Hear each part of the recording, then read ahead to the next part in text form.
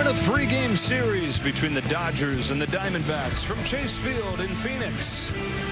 Dodgers had a 4-0 lead in the first game of this series, but the Diamondbacks came back and won it in the 9th, and a base hit from Gerardo Perdomo. 5-4 the final score. The Diamondbacks fighting for their postseason lives. And with that win yesterday, coming into the day 1 game back of the New York Mets for the last playoff spot. Dodgers, of course, focused on the division. The Padres already played today and lost to the Brewers, and so the magic number to clinch the division down to 2. The Dodgers with a chance to do it here in Phoenix this week as we welcome inside Joe Davis, Jessica Mendoza. Kirsten Watson joins us in a moment. Disappointing loss for the Dodgers last night. 24 hours later, trying to bounce back and get to within 1 game of clinching this division. That magic number's at 2, and the fact that the Padres got that loss, we're so close. Let's wrap this thing up, clinch it, especially here in Arizona.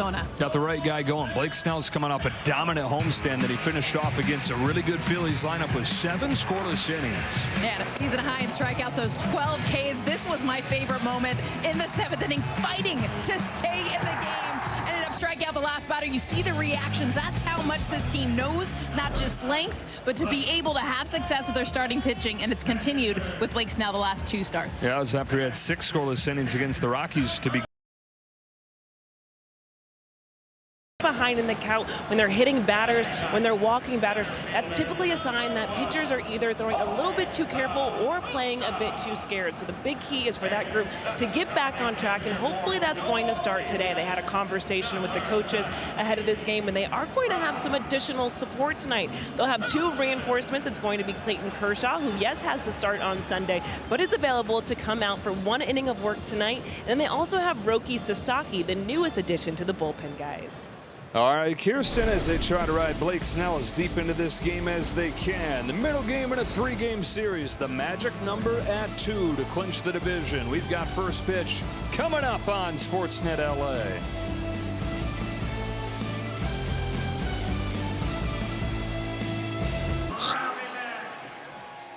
Like, pretty close.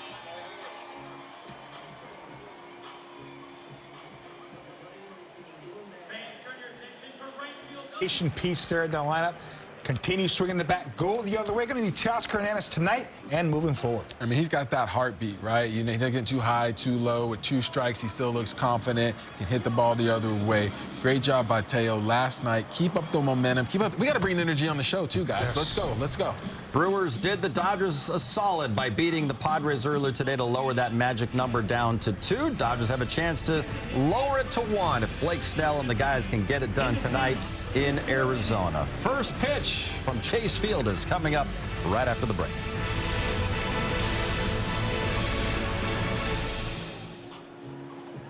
This is the newly redesigned Sportsnet LA is brought to you by Jack in the Box, the mastermind behind the Monster Churro, Monster Mozzarella Stick, and Monster Tacos. And by your local Kia dealers. Visit Kia.com to discover movement that inspires. Mookie and the Dodgers trying to tie this series up at a game apiece after the 5-4 Diamondback win in the first game last night. Arizona now 6-5 in the season series with 2 games to be played tonight and tomorrow afternoon. Diamondbacks trying to win the season series over the Dodgers for the first time since 2018.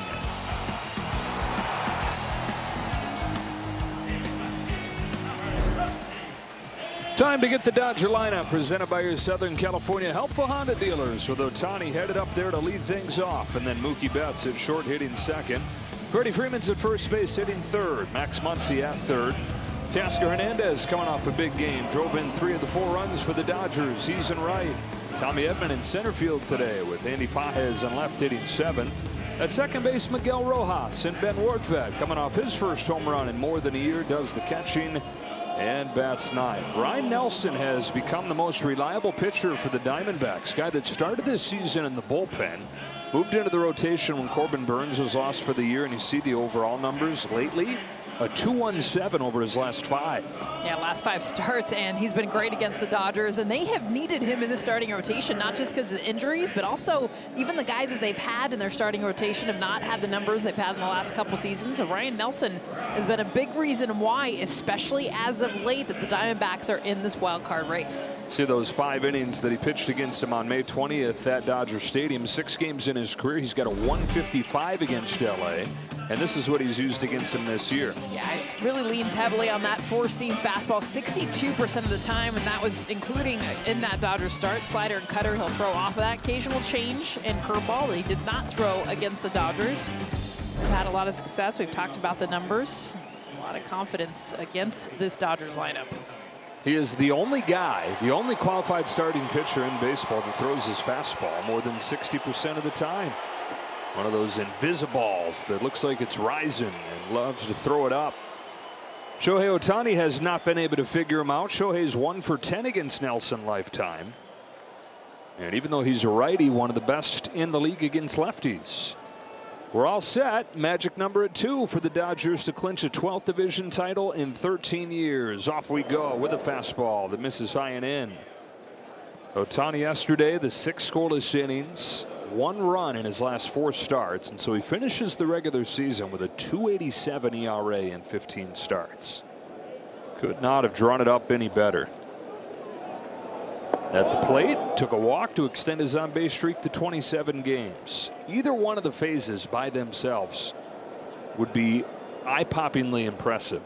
Just watching him as a hitter, we saw that last year. If you'd wipe that away completely, just watching him as a pitcher would be must-see TV as well. Especially as of late. I mean, that's the thing. He's kicked it into another gear, Joe. He's never pitched in the postseason. And so the idea that we're getting so close, you can tell how much he's amped up his focus, going 6 complete innings just last night, and the stuff has been electric. It's funny seeing an ERA and a 1-loss record under a hitter. 3 balls and a strike on Shohei. Just 1 run over those 4 starts. Seeing the postseason coming and turning it up. Video game-like stuff. And all the pitches going right, too. 101 miles an hour with the fastball.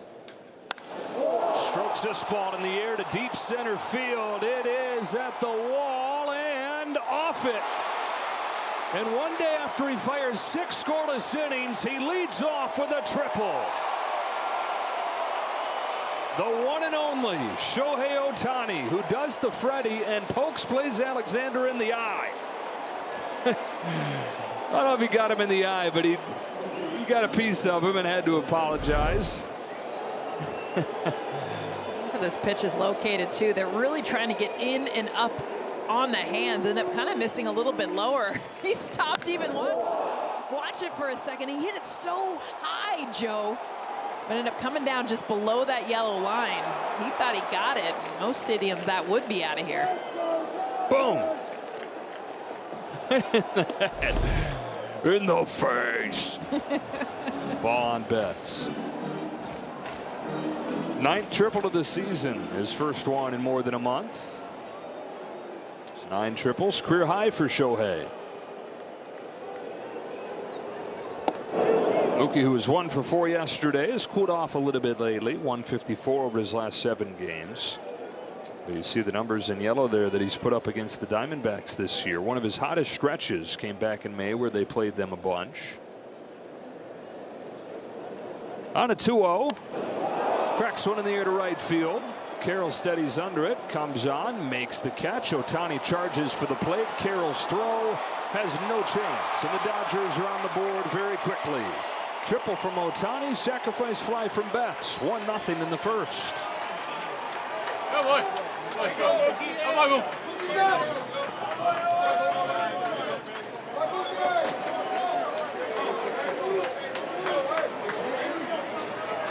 So already they matched the total runs they'd scored in the 7 innings that they'd faced Nelson over the first couple times they saw him this year. And nice to have a fast start after the way last night finished. Freddie Freeman grounds the first one to Marte. 2 out.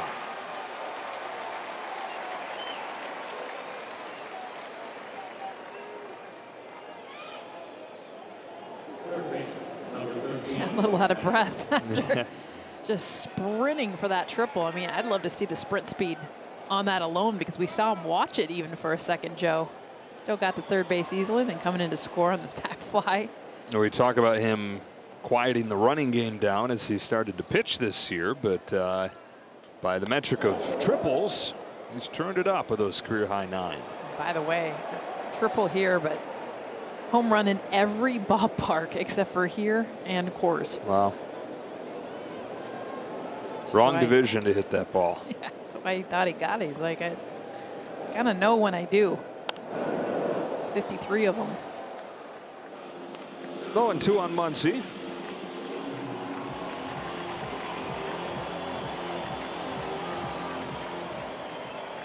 Padres losing earlier today, 3-1 final against the Brewers. So the Dodgers with a chance, if they can win the last two here, to celebrate in Phoenix. Diamondbacks winners of 8 of their last 11 games, from 9 back at the trade deadline to 1 back starting today. 5 games left, including tonight. Nelson to Muncy with a 1-2. Got him. But the Dodgers get him. Ohtani with a leadoff triple that just barely misses getting out of here.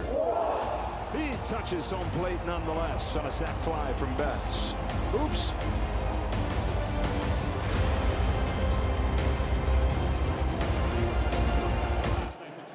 Carroll, Moreno, Alexander, and McCann. Tim Tawa starts. So does Jorge Barosa.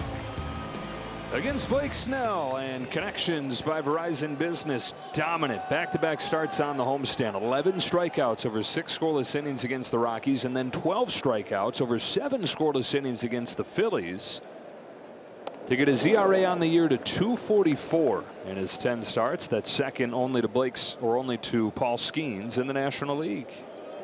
So one of the few pitchers that really likes pitching against the Diamondbacks and doing it here. Chase Field, great numbers here in this ballpark. 1.8 ERA, 30 Ks to 8 walks. I mean, he's just been so dominant as of late, but definitely against this team.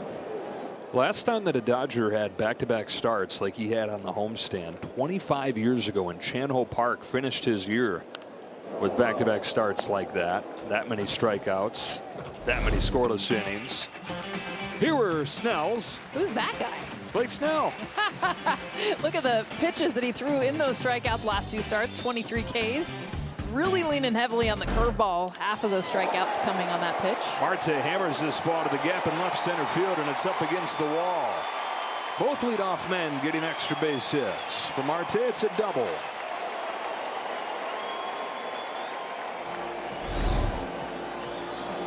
And it gets the curveball here. Out over the plate, and enough for Marte, who's had really good numbers against Snell. 2 home runs in his career. Finds the gap on this one for a leadoff double. Brings up last night's hero, Gerardo Perdomo. Last night's hero and the heart and soul of this Diamondbacks team. First career walk-off hit for him. Drove in 2 with that swing. Give him 98 for the season to lead the club. And it extended his hitting streak to 12 games above 400 in that time, as the Diamondbacks went from down 4-0, scoring 3 runs in the 7th and 2 runs in the 9th to win 5-4. Perdomo on a 12-game hitting streak himself, hitting 400 in those 12 games, 7 RBIs, 8 runs. He's not only having a great season, but a really good last couple weeks to end the season.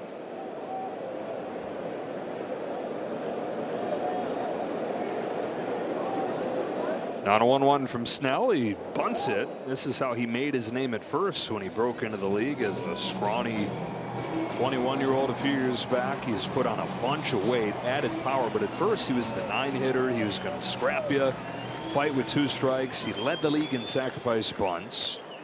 He totaled 14 home runs over his first 3 years. He's got 19 this year alone.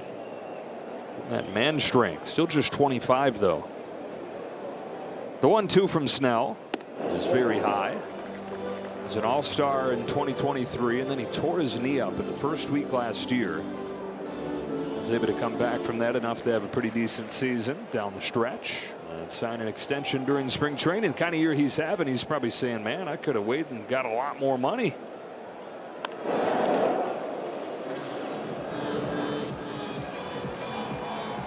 definitely looking very Arizona-friendly contract now. But, I mean, Perdomo's talked about just the confidence it's given him, the security. You hear so many players talk about that's the reason why he's having the season he is just knowing this is going to be my home for a while.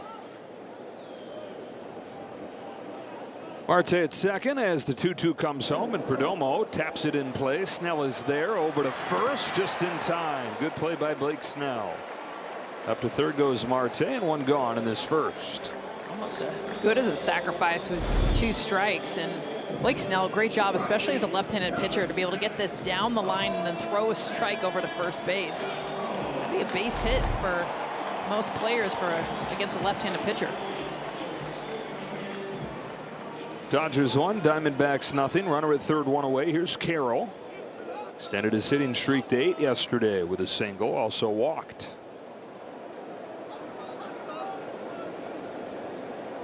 It's the only left-handed hitter that'll be in the lineup for the Diamondbacks today. Torey Lovullo looking for every edge he can find. Infield pulled in for Dave Roberts.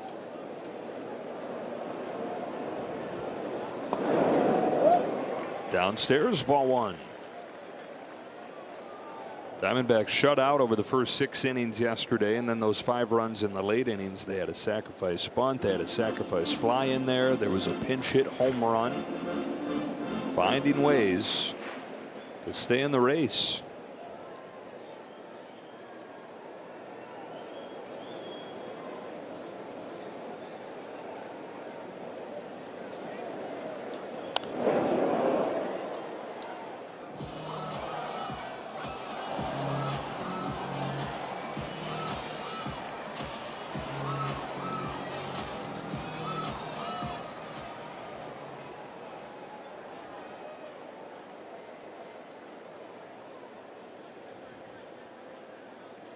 The 1-1. Snell, of course, relies on guys chasing. This Diamondbacks team right in the middle of the pack. How aggressive they are.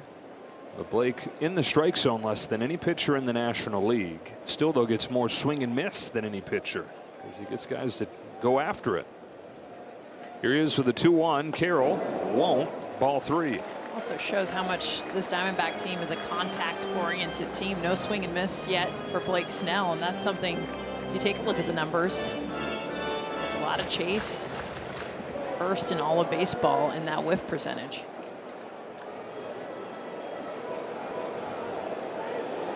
There's 3-1 to Carroll.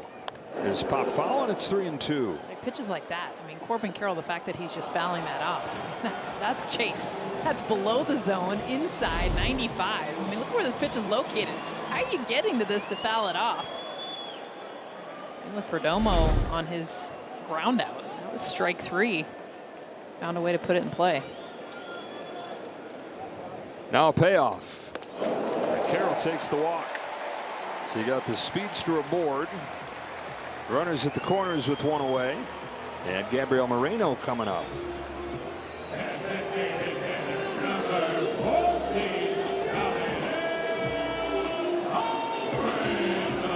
Walked yesterday, extended his on-base streak to 12 games, which is the longest of his career.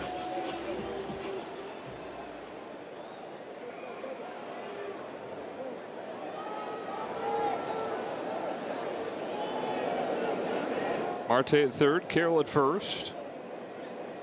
There's 30 stolen bases on the year. Fastball in for a strike. The fastball for Blake Snell is what has stood out most the last couple starts, really, especially against the Phillies. The fastball command, best that it's been. Ben Wortvet said it was like a jet taking off.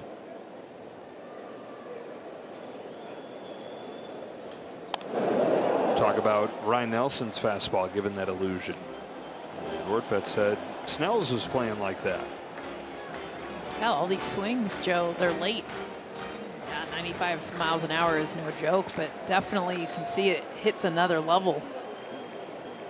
No one has been able to catch up to it. Looking for a strikeout here is 0-2 in the dirt. Good stop by Wortvet. I mean, that is textbook. Wortvet just doing exactly what you have to do with a ball like that. A curveball down below. Watch him get big. He's already down, but watch him kind of come back up. keep that ball right in front of him. That was one of the first skills that he brought that made an impression, his ability to chest balls down like that. Now the 1-2 pitch. There goes Carroll, got a great jump, a line drive to left field that Pages will catch. Marte heads home. The throw goes to first. And with a normal runner, that was going to be a close play, but Carroll, like a cartoon character watching those feet buzz. Back in there safely. The game's tied at 1 and a sac fly from Moreno. I mean, Corbin Carroll didn't actually pick that this was up as a line drive out. You see him slide in. He's already past second. Now he's got to go back. And you're right. Any other runner would have been thrown out. He was on second base when he caught it. Had to get all the way back. You know, Pages has never made a long throw that he doesn't like. Alexander with 2 away takes high. And so far, 20 pitches into this game, not the same command that we saw from Snell in Dodger Stadium last week. Trying to find some success on the road. And the best pitcher in the league at home. He's 5-1 with a 117 at Dodger Stadium, but 3 starts on the road. He's lost them all, and he's got a +5 ERA.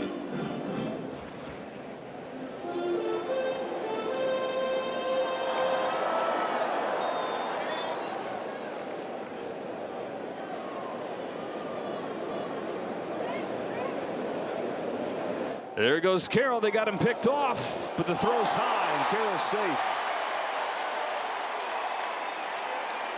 That's another case where his speed is just on another level. Even when you get him picked off, you don't have him picked off. I mean, he's out here, except he's not. I mean, the reason Freeman throws this ball away is he had to rush the throw to even have a chance. I mean, look how quick Corbin Carroll gets to second base.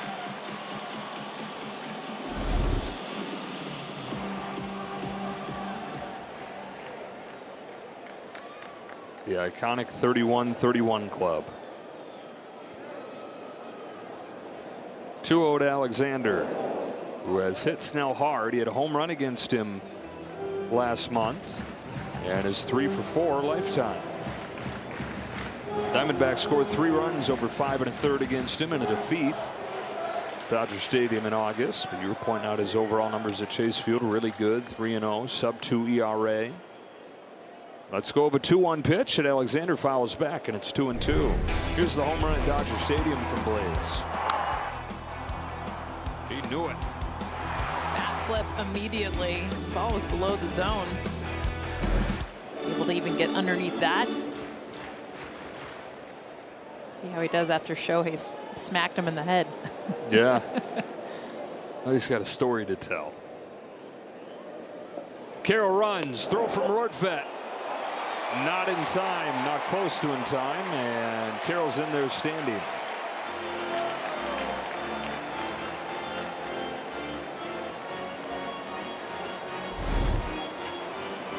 Watch Max Muncy, doesn't even react to get to the bag. They wouldn't have had him anyway.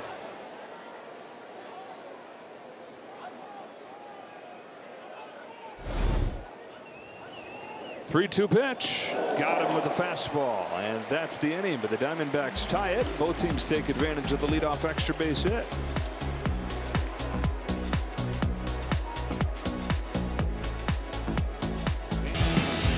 Teoscar Hernandez put on a show last night. He went into the game 2 for his last 20 with 1 RBI. Well, he's 2 for 4, 3 RBIs last night alone, hitting a home run and collecting his first triple of the year. And he's up there to lead off the second. His last 12 games hitting over 300 with 4 home runs, 8 extra base hits, 10 RBIs. Showcasing it last night, the numbers that he put up.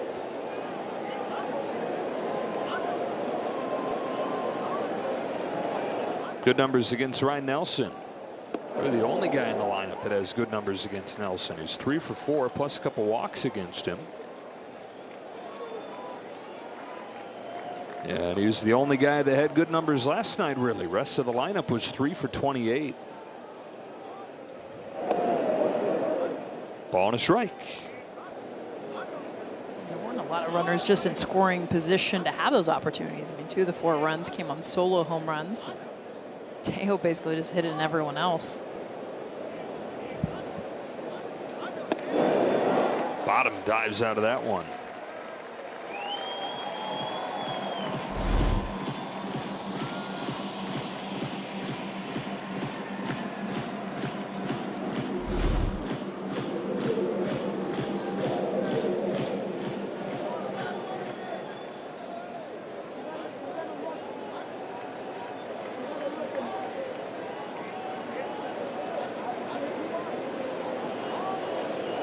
Nelson to Hernandez, the 1-2 that is smacked foul.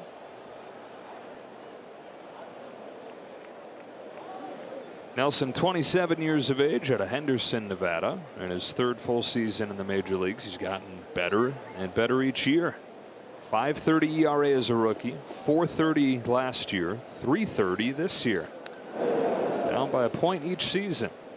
Really, this turnaround though, and this surge that he's been on lately, you can go back to midway through last year that he started to turn it around. Really struggled in the first half, but he was their best pitcher the final couple months, and just they were so loaded in the rotation coming into the year that he was in the bullpen to begin the year. The injuries opened the door, and they say that he never complained going through that stretch where, even though he had earned a spot in the rotation, there just wasn't one. Waited for his opportunity to come back and hit the ground running when they asked him to. Fires a 2-2 and gets Hernandez swinging. That's been the best swing and miss pitch. We talk a lot about the fastball, the fact that he's the only pitcher in MLB that throws it over 60% of the time, but it sets up this one. This is definitely, of all of his off-speed breaking balls, the slider is the go-to. It's where he's had the most success, and the put-away pitch that Ryan Nelson has leaned on the most.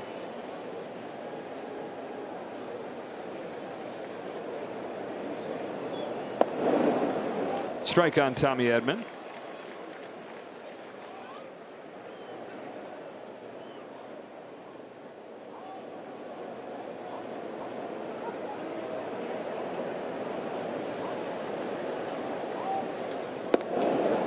Fastball 97 with life.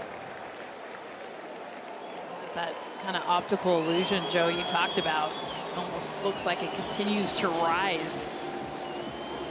Elevates that four-seam fastball. It's great spin on that pitch.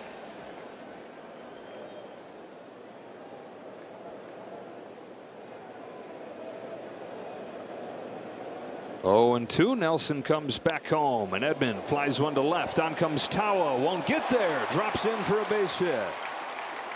Well, Tommy Edman has been waiting for something to fall in for him. There's been a lot of tough luck in his first couple weeks off of the injured list. This one finds a home, and he's got a 1-out single. This is where it all comes back around, right? I mean, he's had line drive outs, 106, 107 miles an hour. See the numbers, 1 for 16 just the last 12 games, but he's been hitting the ball well. Then you get 176 off the bat, and that's the one that falls in for a hit. He's on, and Pages is up. After 13 home runs and 46 knocked in as a rookie, 25 home runs and 82 driven in this year. You know, there have been some rough patches. Of course, that first month, most noteworthy. A little bit through August and to begin September, but he's come out of it. Last couple weeks, been one of their hottest hitters. They thought mechanically he'd gotten a little bit messed up, too spinny in his swing, lunging after balls a little bit where his posture was off. So he's put in a lot of extra work to dial in those things. He looks exceptionally upright, and that's no mistake. That's something that he's been working on. That posture, I mean, you see it's perfect. Down in a fastball here.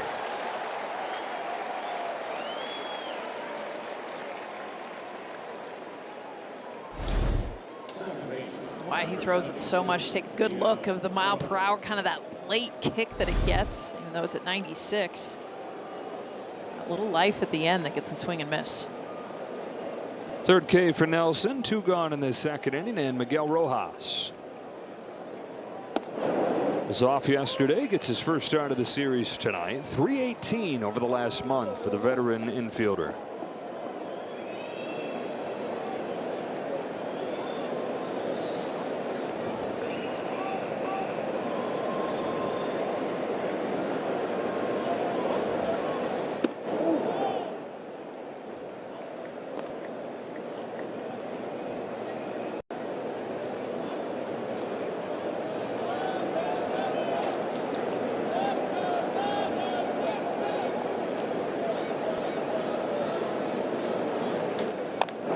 1-2.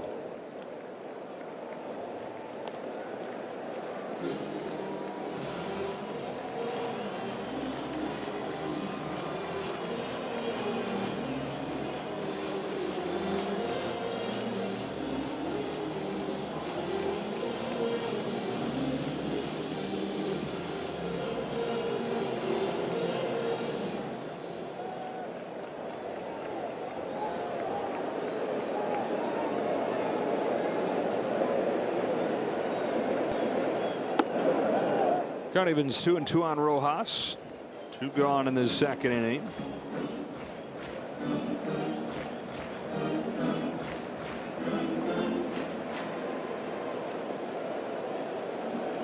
Edman at first after his 1-out single. Nelson deals and misses badly again. Ball 3. Former Oregon Duck. Extra good athlete. He was a shortstop as much as he was a pitcher when he got to Oregon. Home with the payoff. He gets Rojas swinging. He gets 3 Ks in the inning, and he's got 4 through 2.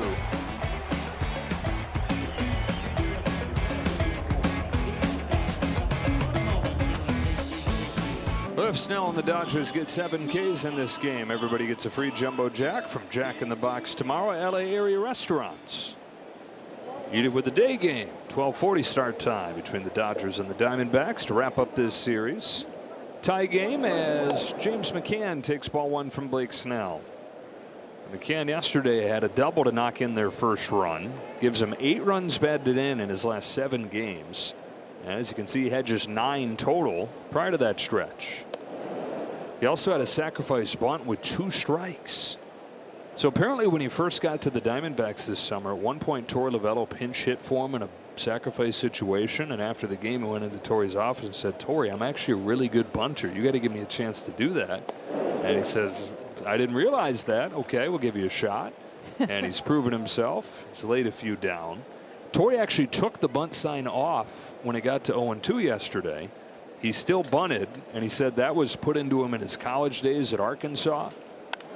Pokes one to right field for Teoscar Hernandez. Legendary coach there, Dave Van Horn. Very tough, an old school college ball coach.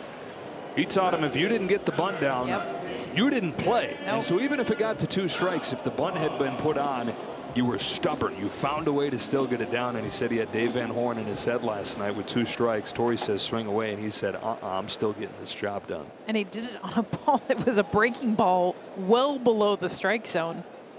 It was probably the hardest of the 3 pitches he saw to try to bunt. So Dave Van Horn, too, to be in his head in a big game going, you didn't get the bunt down? You better figure out a way with 2 strikes. Tim Tawa getting the start here against the left-hander. He's a .290 hitter against Southpaws.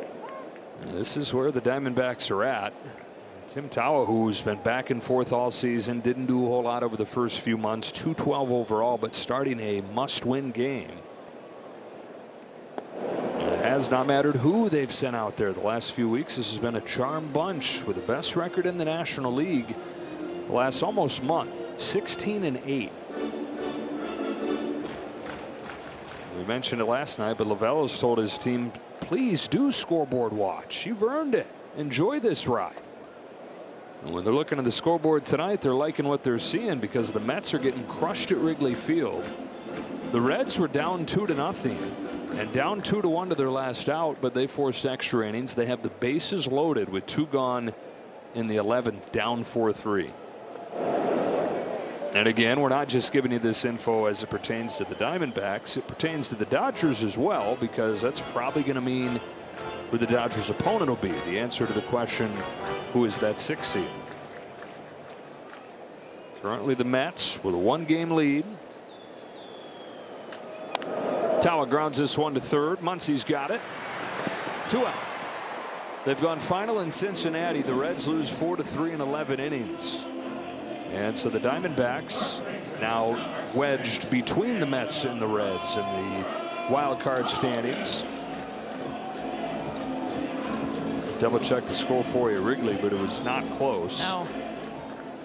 Last I checked it. 10-2 Cubs.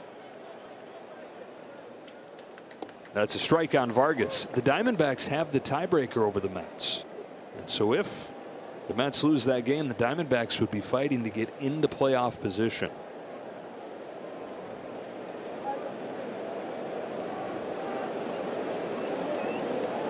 Here's an 0-1 to Vargas. Fouls it off, and it's 0-2. It feels like it's going to be the Diamondbacks or the Reds. And although the Reds just losing at home in that big game against a fighting Pirates team, trying to keep them out. But you look at the standings, and the Mets just on this downward spiral, almost similar to the Detroit Tigers and what we're seeing with them. Diamondbacks playing their best baseball right on their heels. The AL looks similar too. It's crazy, 162 games, Joe. And every year we talk about this. You get down the last 5 games and you're still within a game trying to figure out all these teams. Punches this ground ball right side. Rojas scrambles after it, but throws late and wild. Vargas hangs on with an infield hit.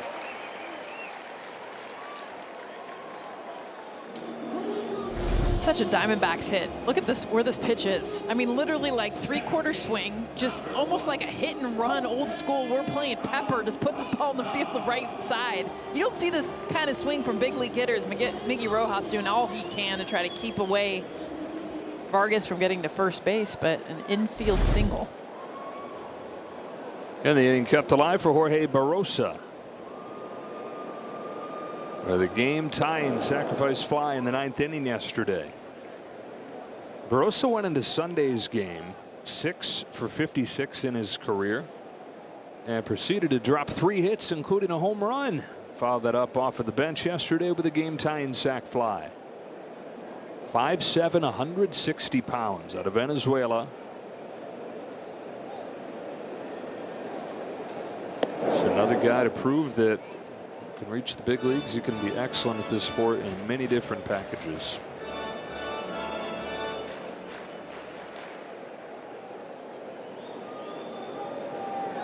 Love his glove in the outfield, the speed. It's really why they have him, the late game defense replacement. Came in big with the bat last night.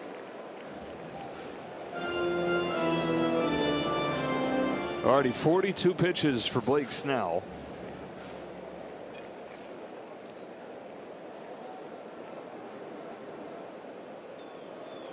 Here's the 2-1. Yeah, count evens 2-2. Got a Roki Sasaki ready to go in that Dodger bullpen tonight. Clayton Kershaw as well. And Snell will try to get this pitch count under control and limit the coverage that the pen is called on for.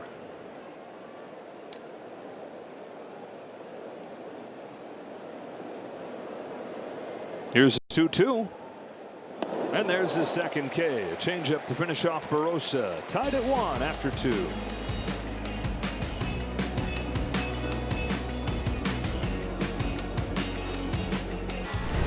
Ben Ordvat had himself a night last night. He had his first home run as a Dodger, his first one since June of last year when he was with Tampa Bay. And contributed defensively in a key spot in the game, throwing out a runner at second base and Gabby Moreno.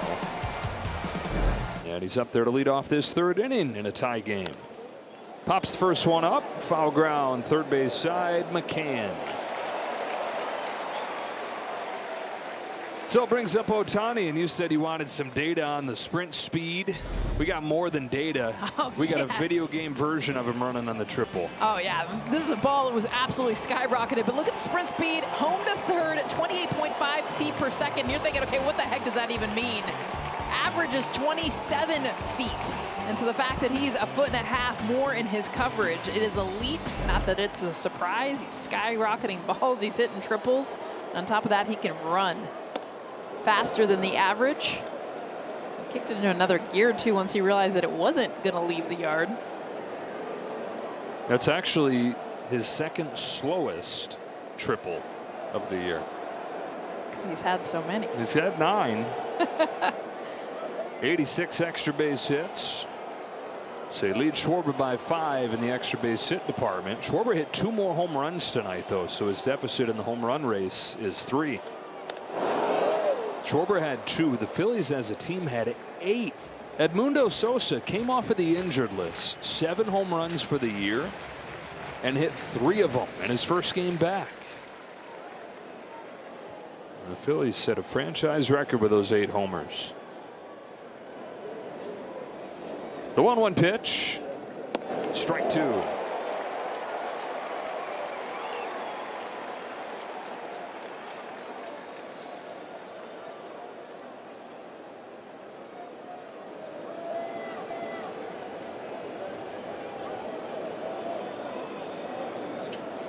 Nelson delivers. Got him with a very high fastball that time. He went neck high, and Ohtani chased it.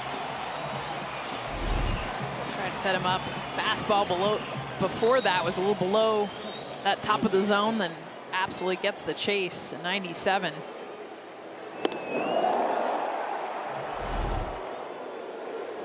Five Ks for Ryan Nelson. 2 gone in this 3rd inning. He's looking for his first 1, 2, 3 inning of the day.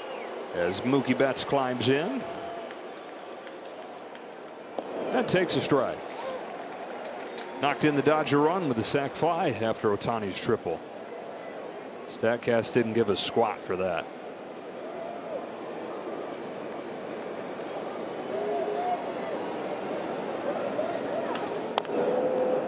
Waits on a breaking pitch, drags it foul. 0-2.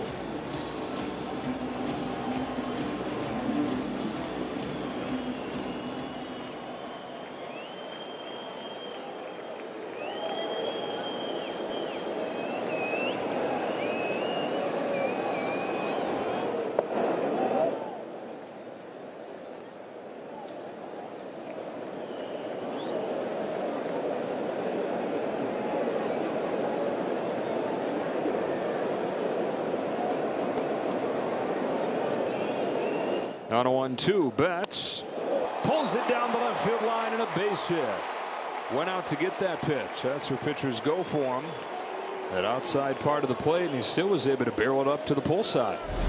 And beautiful job of getting this slider. It's continuing to move away from the bat. You see him go down below it, take that back knee to follow it. Another 2-strike, 2-out hit too for this Dodger lineup. Something they do better than any other team in baseball. Passes the baton to Freddie Freeman. Had a hit and walk yesterday, continuing his hot hitting in this ballpark. Nobody better than Freddie Freeman at Chase Field.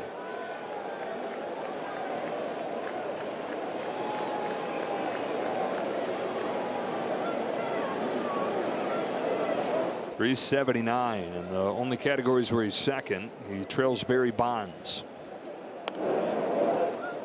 Talked about the visuals for him here. Just feels extra comfortable, almost like he's taller than the pitcher. Even though obviously you have the mound, he feels like he's looking down on the pitcher. That's a great look. Into right center field. That's going to get down for a base hit. It's another 2-out hit for the Dodgers, and they've got him cornered.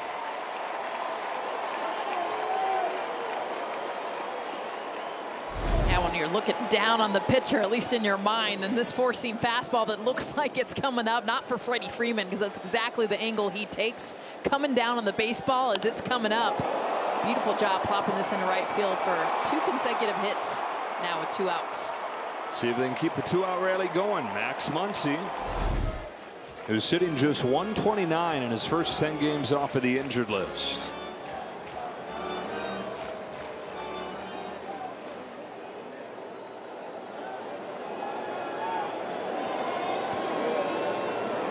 Betts at third, Freeman at first. Muncy takes a curve for a strike.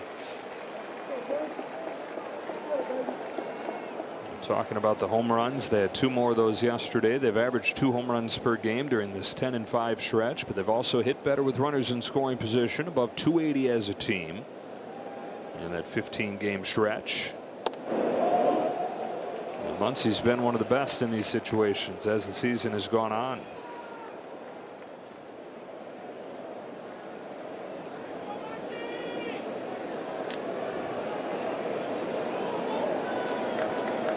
Betts and Freeman both 2-out hits. Now Muncy swings and misses. Freeman will take second. It's 1-2.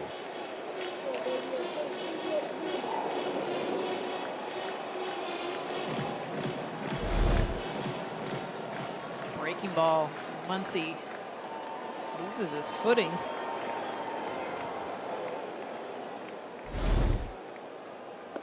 And then, wow! That's got to be one of the worst misses of the year by a home plate umpire. I mean, this isn't on the corner. Joe. No, this is pretty close to middle. I mean, he's just fooled both batter and umpire. It'll be different next year. Wow.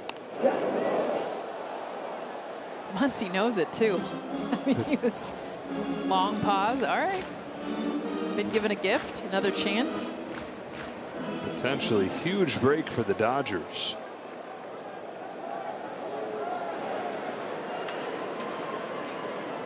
Second and third, 2 out. Deuce is wild here in the third. A 2-2 pitch. Very high, ball 3. And Teoscar Hernandez, who has hit Nelson harder than any other Dodger, waits in the on-deck circle.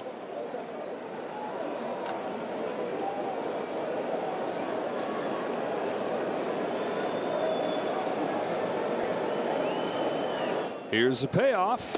Got him with a breaking pitch. Dodgers leave him at second and third.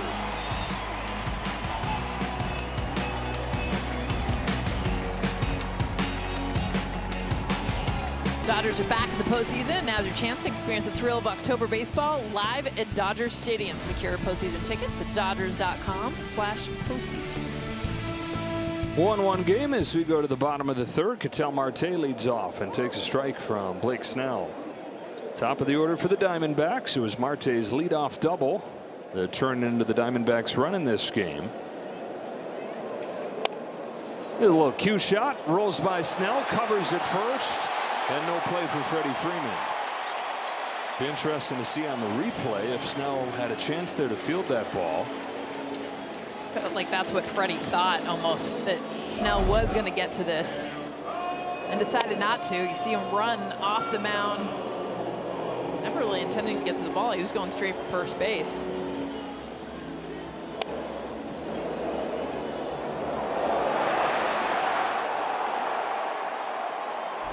Yeah, it looked like a play that he could have made, that it was more a decision he thought was right to let Freeman play it. Instead, it's an infield hit, and Perdomo fouls off the first pitch.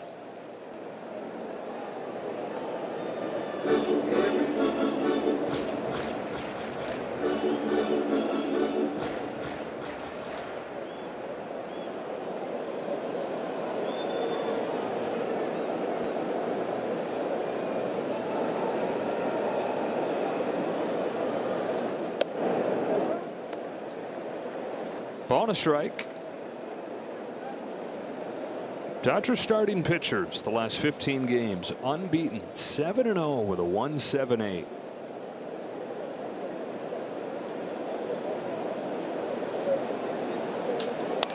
Perdomo backspins a fly ball to the gap in left center field. Pages able to make the catch. Didn't take a perfect angle for it, but had enough reach to make up for it.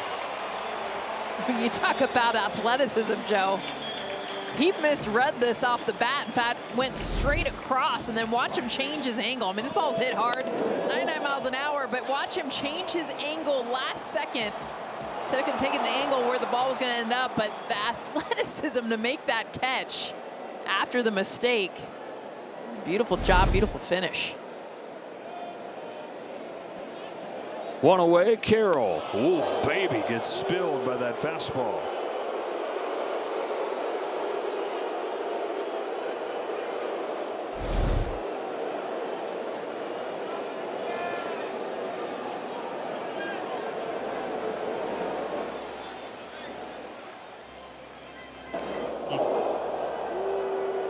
That's scary. Corbin Carroll taking an extra beat before getting back in the box. Definitely shaken up. I never fail to allow myself to be amazed when a guy gets back in there the next pitch.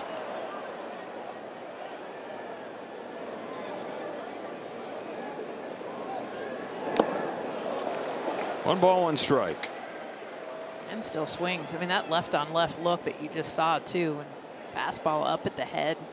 And you get a pitch inside, still fastball. And Corbin Carroll swinging at it.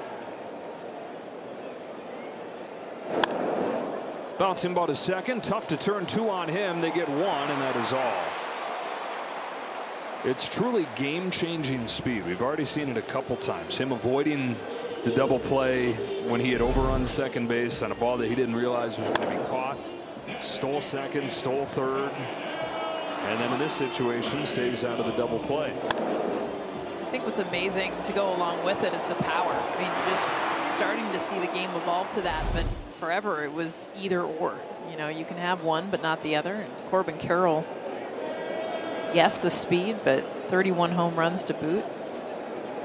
He's just simply an explosive athlete. He's not big, but he is strong and he is explosive. And it's the way that he's decided to channel that explosiveness this year, focusing more on the power. And the speed's not going away. You still see it once he gets on the bases.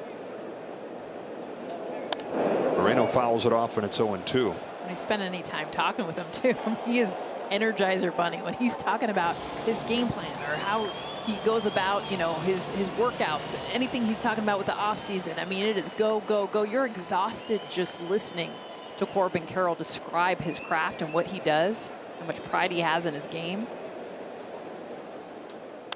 Pop flies, shallow right field.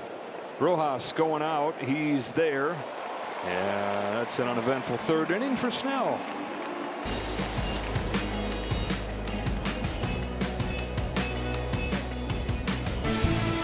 World champion Dodger baseball on Sportsnet LA is brought to you by Carl's Jr. Carl's Jr. is the only place to get the Western Bacon Cheeseburger. But have you tangoed with the spicy Western Bacon Cheeseburger? 1-1 to the top of the 4th. Both teams getting a first inning run. Both leadoff hitters connecting on extra base hits and scoring on sac flies. Some symmetry in this one as we move along to the 4th. And Teoscar Hernandez takes a ball from Ryan Nelson. Nelson has struck out 6, including Hernandez the first time he saw him. Really just leaning on 2 pitches primarily. I mean, sneaking in a little bit curveball and cutter, but ultimately just that 4-seam fastball. Starting every hitter off with that, the slider off of it. It's definitely been the swing and miss pitch. When this day and age, you see a guy throwing a fastball as often as he does, more than 60%. You know there's got to be something special about it. I mean, it's so old school, Joe. I mean, there's a reason why he is 1 of 1. No one else throws it 60% of the time or more. And yeah, you don't have a job in the big leagues usually if you're doing that. I mean, everyone leaning on their secondary stuff, a mix of it. Yes, they'll have a fastball, but for Ryan Nelson, it's a combination though of the deception because of his windup and the way he kind of gets that front shoulder a little bit higher. It's harder to see. Hitters talk about out of the hand.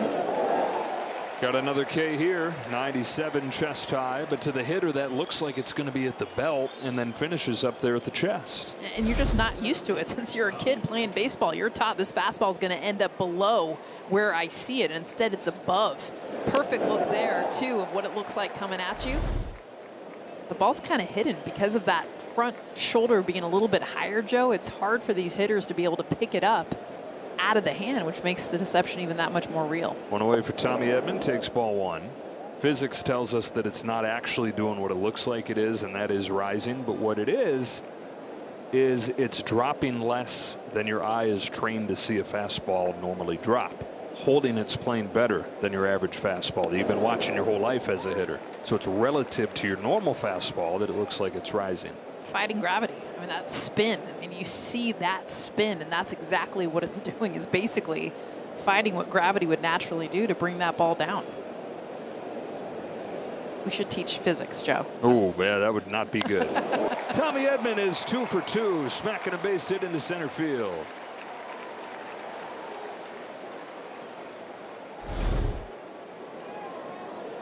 Tommy Edman, 2 hits in this one. Curveball, beautiful job too. Just follows the ball. You see him kind of hesitate late because he sees the curveball out of the hand. Gives it an extra beat. Tommy came into this game 6 for 33 since coming off of the injured list, but 2 for 2 tonight. He was 1 for his last 16. We talked about how hard he was hitting the ball and a lot of tough luck outs. First hit in this one, that's usually what breaks it open. Here's the high drive off of the bat of Andy Pages. Back to the track at the wall. Goodbye. A 2-run home run to put him ahead. 26th of the year for Pages. Dodgers up 3-1.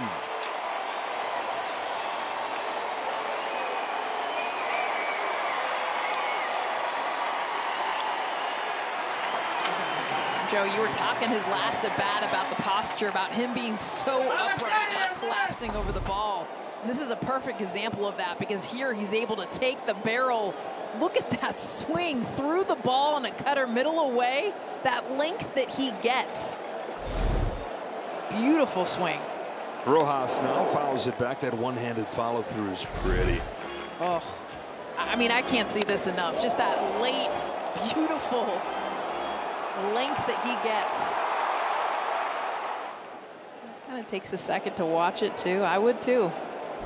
He has doubled his total from his rookie year. And now it's Rojas serving the ball to right center for a hit of his own, and that's 3 in a row for the Dodgers.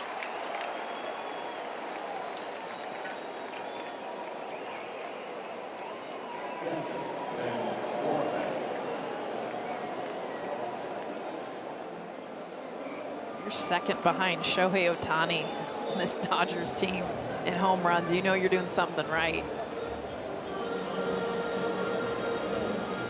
Right after his buddy Tasker Hernandez had tied him yesterday, he jumps back ahead of him. We get a word from Morongo. Smoking good times, cigars, food, fun. Morongo.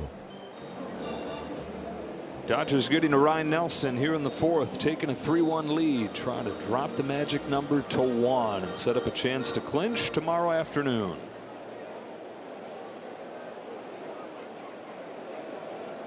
Yamamoto, 12:40 tomorrow against Zach Allen for the Diamondbacks.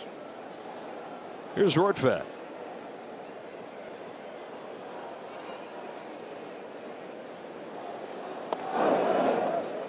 Ben Rortvedt, 27 years of age, from the Twins to the Yankees to the Rays, and now the Dodgers, finding himself in a much bigger role than he ever could have envisioned.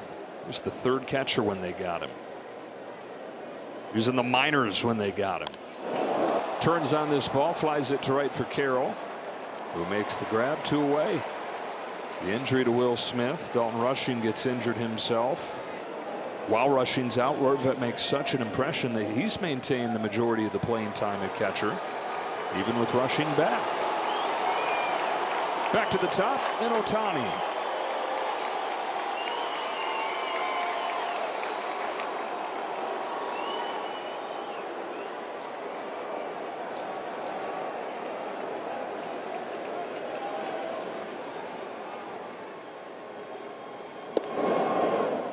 Strike 1.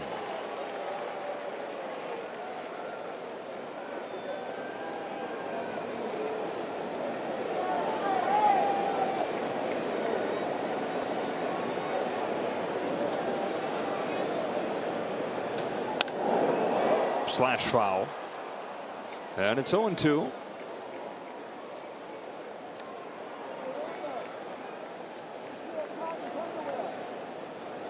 Shohei sitting on 99 batted in for the year. 130 last year.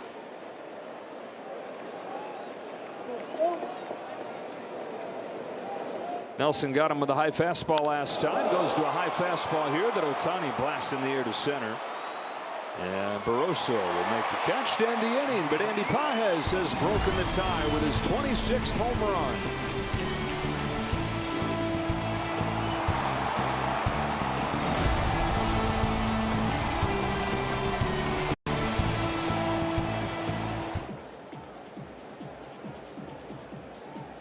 And you can now vote to recognize who best represents the game through positive contributions on and off the field. Vote today at MLBtogether.com/Clemente Award. All right, Kirsten, as Blaze Alexander starts his 4th inning for the Diamondbacks. Blake Snell pitching with the lead again after the home run from Pages. Alexander struck out his first time. 0 for 5, 3 Ks in the 2 games here this week. Cracks his bat on a little flare that gets over Muncy. Knuckling line drive, and Max didn't quite have the jump time. Pages gets to that ball and holds him to a single. By getting to the ball and then just by possessing that arm. Reputation precedes him before he even saw the throw. Threw on the brakes. Snell in on the hands too. I mean, saw it off. Barely clears Max Muncy. Even if he didn't need to throw it, just to show everyone. If you got it, flaunt it. Why not? Leadoff man has reached 3 of the 4 innings for the Diamondbacks. And here's James McCann. What do you think Pages would look like out of the bullpen? He was a pitcher as a kid in Cuba. Not too late to bring that back. Inside corner for a strike. As they continue to find or try to find a way to get the last few outs of games and continue to run into the same issues. It's deflating after such good starts, right? The last 2 games wasn't just Ohtani yesterday, but on Sunday Ed Sheehan goes 7 innings. So last 2 games, 13 scoreless innings for the starters, 8 runs and 5 innings for the bullpen. You mentioned that Sasaki's going to have a chance tonight, and they asked Dave Roberts, do you give him a soft landing? Do you put him right into leverage? There goes the runner from first on a shot up the middle. Rojas able to get there. He's safe at second. They get McCann at first. That was a fun play to watch. If Rojas got hurt it all in that play, but the positioning is perfect. To be right where he needs to be. Still finishes the play to get the out at first. The reach. It's Alexander in scoring position for Tawa here. But they asked Dave, what's the role right away? And he said, look, if he's on the team in October, it's not to be a mop-up man. And we don't have the benefit of time to ease him into a high leverage role. So we got to find out right now if he can do it. And the best way to do that is to throw him right into the deep end. So I think maybe even inviting a close game to have Roki Sasaki come into. 1-0 to Tawa. Swing and a miss. Good pitch. 1-1.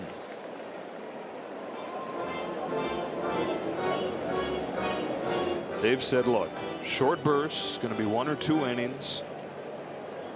What does he want to see? He wants to see him cutting it loose, pitching with conviction. Yeah, the confidence piece, you know, just believing in the stuff that we all see. No doubt the stuff is there. Stat on the bottom right, the walks, you know, being able to command the stuff that he has.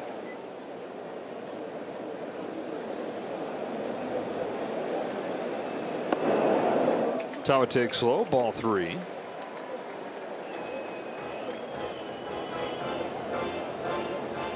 But where I was starting to go with the whole bullpen conversation is that it will look different when the postseason begins.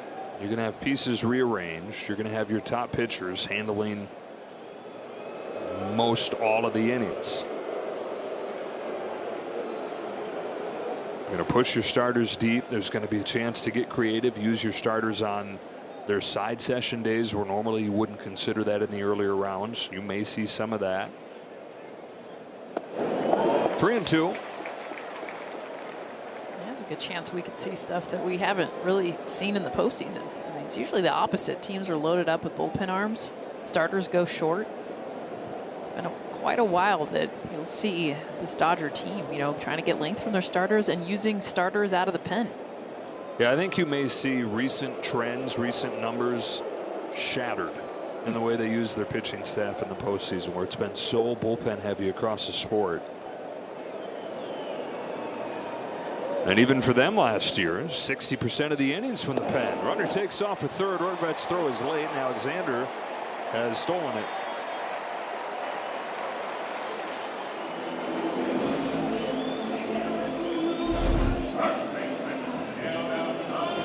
Strikeout on the changeup. Beautiful changeup on that. The base was already stolen. You see the jump. A lot of speed this lineup. Third stolen base this game. Yeah, Blake had given up 3 stolen bases total his first 10 starts and 3 over the first 4 innings here. 4 strikeouts away from Jumbo Jacks as Vargas takes downstairs. Dodgers 3, Diamondbacks 1. Alexander with a leadoff hit. Now at third after the stolen base. And up to the veteran Vargas here.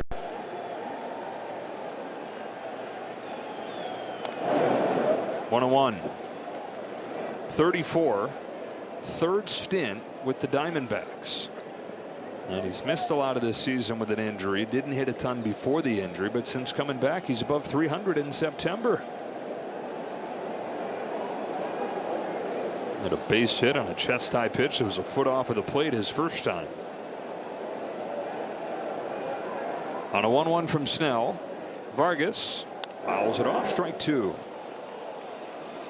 That's the biggest thing I've noticed in this one, and why you're seeing the amount of pitches already here in the 4th inning. 69 pitches. This is the 70th coming. Is just a lack of swing and miss. I mean, this Diamondbacks team fouling off a lot of pitches, even though they're chasing them. They're finding a way to put them in play or foul them off.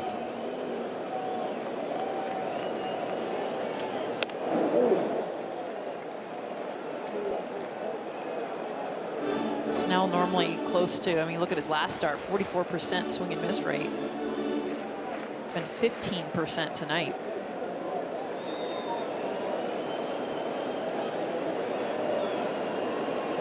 Fires a 2-2. Vargas pulls one on the ground to third. Muncie's got it. Over to first in time. To the 5th we go with the Dodgers ahead 3-1.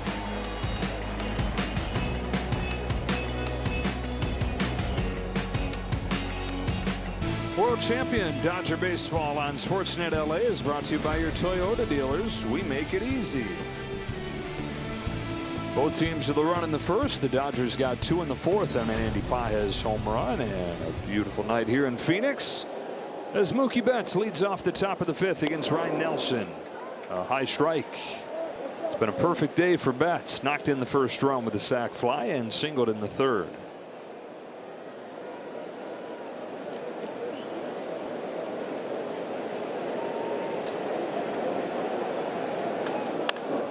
Fly ball right center field. Barossa into the gap, gets there.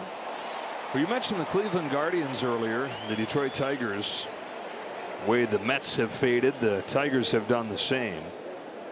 The Tigers fade is historic. The Guardians have gone from 15.5 back on July 8th to first place today, moving past the Tigers, beating them again today. They were 11 games back on September 4th. That deficit has never happened in Major League history. In fact, I think the record of 15 games was what, like 1914? That's how long it's been since a team has had the catastrophic finish that the Tigers are in the midst of right now. Up the middle, backhand Marte. 2 out. In Dodger lore, they're on the wrong side of that. In 1951, when they had a 13-game lead over the Giants in September that disappeared, and the shot heard around the world that finished them off. Giants won 37 of their last 44 games that year.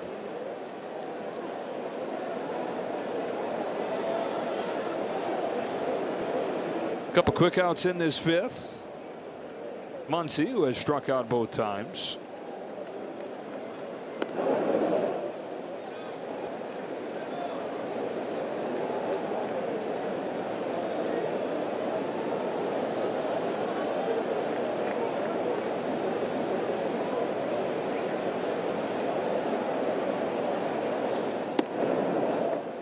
Two and 0.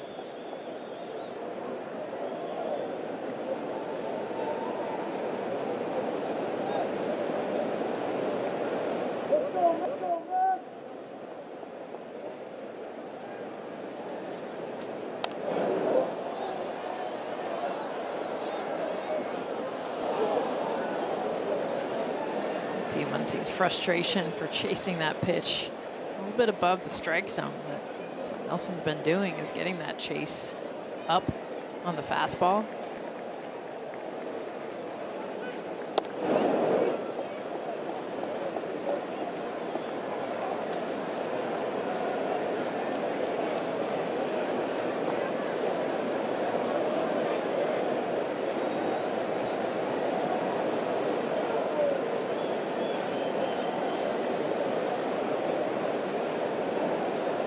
On a 3-1 pitch, Muncy pokes it foul, 3-2.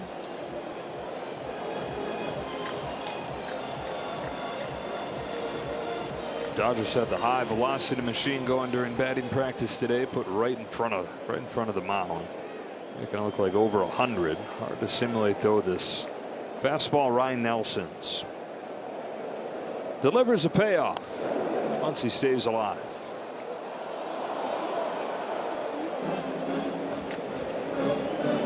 We were standing behind the cage, and I'm like, holy smokes, that's coming in quick. Just how fast the machine was kicked up, the location of it being so close. It's a blur. Third strikeout of the game for Muncy. 8 for Ryan Nelson. Halfway home in a 3-1 game.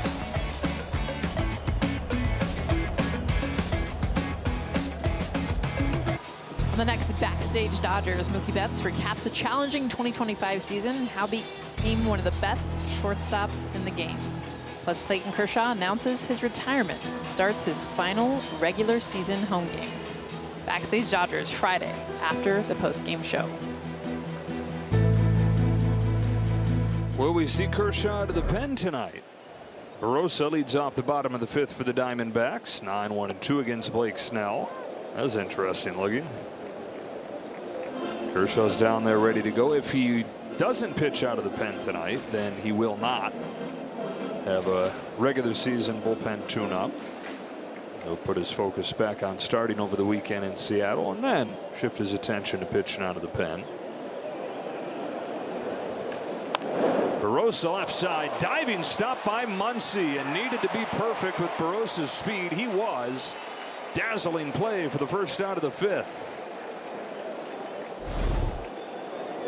Great play, great reacts, be able to not just get to this, the reach, but get up quick, almost burpee style, jump back up and throw a strike right over to Freddie Freeman.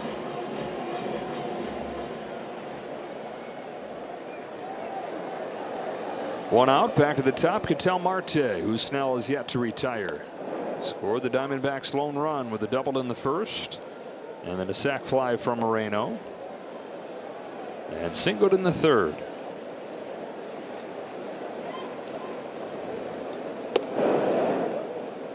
He's been the offense in this one. 2 for 2 with that double you mentioned. The rest of the team 2 for 13 with 3 strikeouts.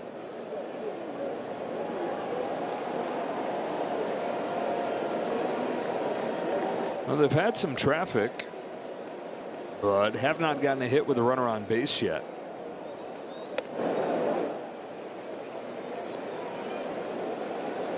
Diamondbacks are trying to have a total flip on the final week of the season from last year when it looked like they were headed to the playoffs. Lost 5 in a row the last week to blow that spot. Coming at it from the other direction this year. Torey Lovello was talking pregame about having 18 rookies and how young this team is. It's like they don't know what they don't know. Ignorance is bliss. And he had the biggest grin on his face, and how much more fun the opposite. Obviously coming last year, winning the pennant, coming into the season, the expectation. This year, no expectation. Top down to third. That is a foul ball. And he's going to be out, but it's a foul ball.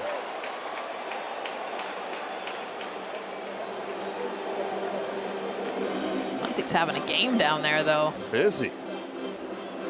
Barely foul.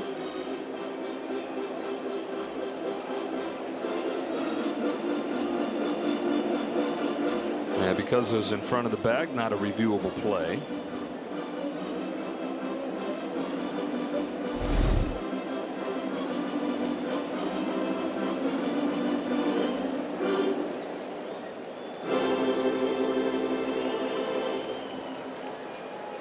Looks like probably the right call.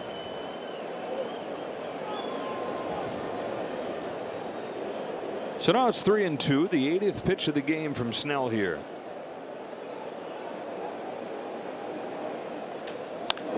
Ground ball to short and Betts. Soft hands, 2 out.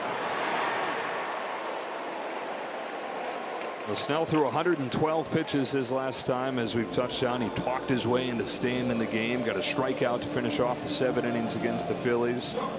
And Dave said after, he's a guy that we've got to be able to push, especially given the state of the bullpen. Got to be able to push him deep into games. He had thrown 40-some pitches through 2. So bearing down here. Now a 2 gone in the 5th at 80 as Perdomo takes a strike.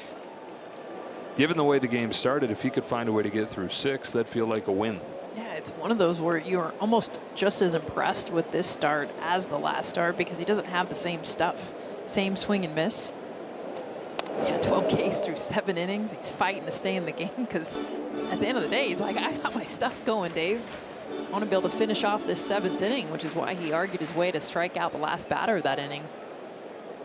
This one just 3 Ks. But he's still grinding.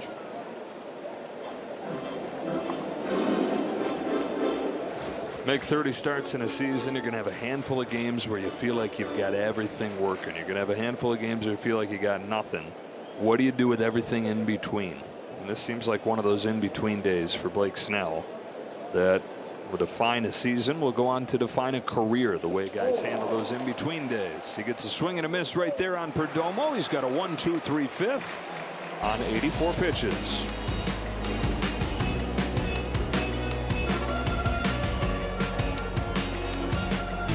World champion Dodger baseball on Sportsnet LA is brought to you by Shakey's Pizza Parlor, serving up handcrafted pizza, crispy fried chicken, and famous Mojo potatoes for 70 years.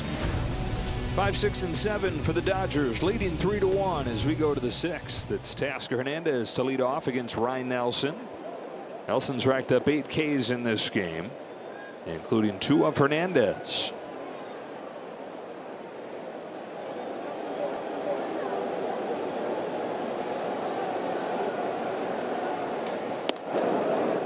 And a bunch of swing and miss on that fastball.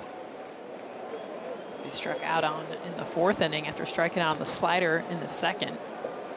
Slider down below the zone, the fastball up above the zone. Changing eye levels, that's kind of been Nelson's game tonight.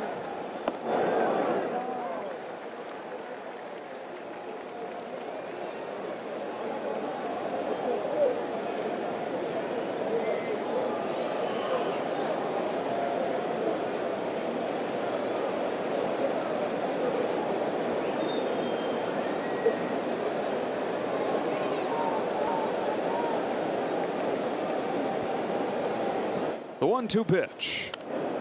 Back up with that fastball. Teoscar able to stay alive.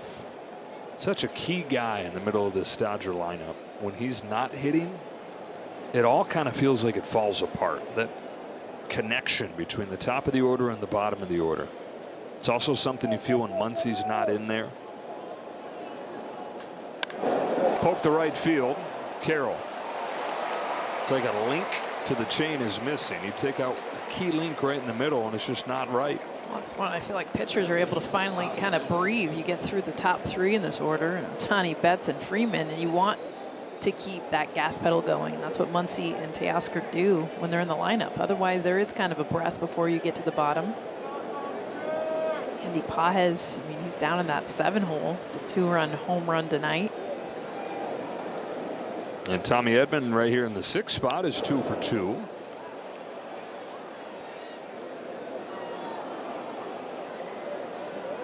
Yeah, to your point, the 6 through 9 hitters tonight, 4 for 8, home run, 2 RBIs. I mean, it's kind of been a huge part of their offense. But it's that link between the top and the bottom. Sharp grounder to second. Marte's there. 2 gone in the 6th, and here is Pages. T-Mobile coverage cam, his 26th bomb of the year. And first, the defense, too. I mean, reading the ball, being able to make a great athletic move, make this grab over his head, and of course, showing off both sides. doing it with the bat as well. 2-run shot back in the 4th inning.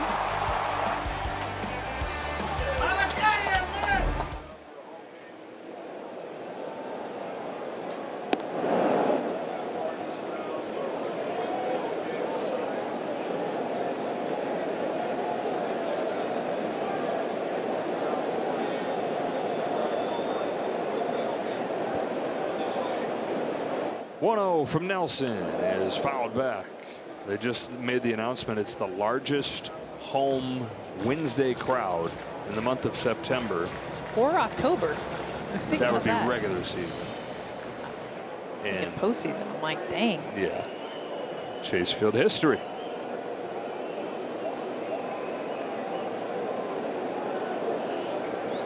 Pages fouls it off, 1-2. You talked about this last night. It's rare to see it pretty, even, where normally it's 80% Dodger fans. We come here to Arizona, a whole lot of blue, but Arizona fans coming out, how hot they've played, the fact that they are right there trying to make the postseason. It's been a good mix. Still a lot of blue, though. Sure is. 90th pitch coming here from Nelson. It's a 1-2 to Pages, and it's hit foul.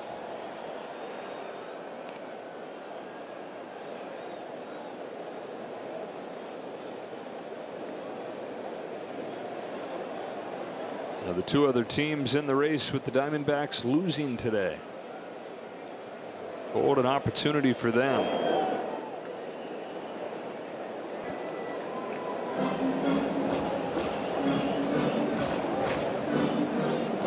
Chance for the Dodgers to gain a game on the Padres, who lost earlier to the Brewers. Magic numbers at 2 to win the division. 2 gone in the 6th. The 2-2 pitch. You got to chase for strike 3. They got a 1-2-3-6.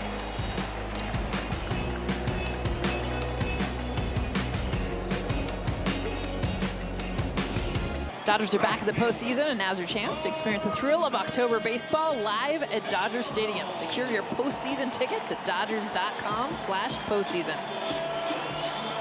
And with the Padres' loss earlier, the standings in the West look like this. Dodgers with a 2-game lead and a magic number of 2 to win the division. Blake Snell goes back to work. A little bit outside with his first pitch to Corbin Carroll, even without his best stuff today. Snell with just 1 run over 5 innings. His last 3 games, 1 run in 18 innings. Carroll bounces one along first with his speed. Won't be easy, and for the second time, a ball finds a home right there between the mound and first. This is what speed does. The Diamondbacks will have a whole lot of it, but Corbin Carroll's just on another level, and Blake Snell just knows he has to rush this. So he gets to the ball the way he wants. You see that actually extra spin move that he had to make. I don't know if he would have gotten him anyway, but misses the toss. That would have been the best chance. This is the 4th time in 6 innings they've had the leadoff man on, but again, they're 0 for 9 with runners on base, and so the only run came back in the first when they got a sacrifice fly. Edgardo Enriquez begins to loosen. Dave Roberts running out there.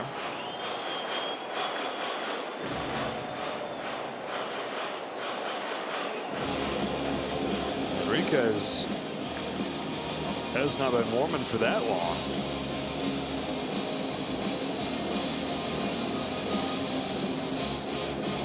Dave didn't have a look to him like he was going out there to make a change. I wonder what that was about. Saw something on the last play, making sure he's okay. Because he definitely ran out there quickly more to talk to him rather than even think about taking him out.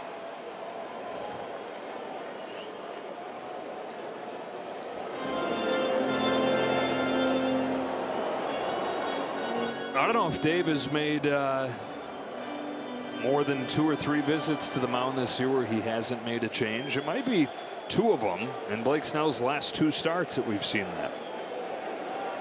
Total for the year. Strike on Moreno. Started him with a changeup. Moreno's got the game's lone RBI with that sac fly in the first.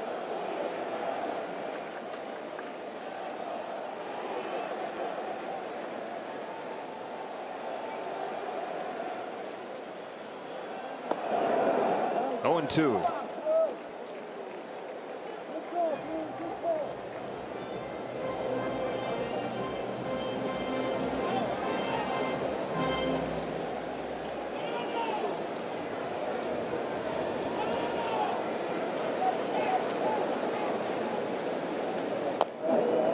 That is a foul ball.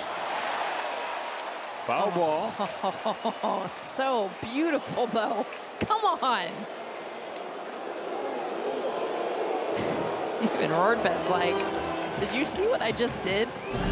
I mean, cat-like bounce on up with all the infield hits that we've seen, the miss hits just like this. Watch Benny Biceps just jump up, double play it. And he's so fun to watch behind the plate.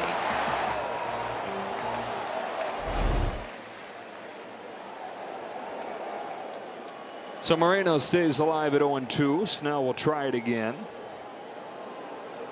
Toss over to first. Diamondbacks have doubled the total of stolen bases allowed by Blake Snell tonight with 3. Corbin Carroll's had 2 of them. Stole second and third.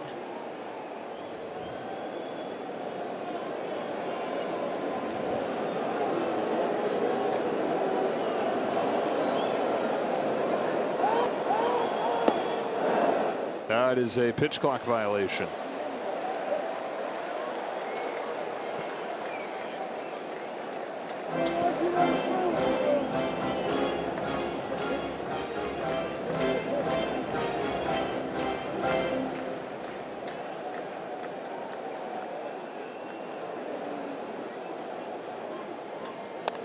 Up the middle, Rojas sizes it up, steps on the bag, and fires to first, a double play.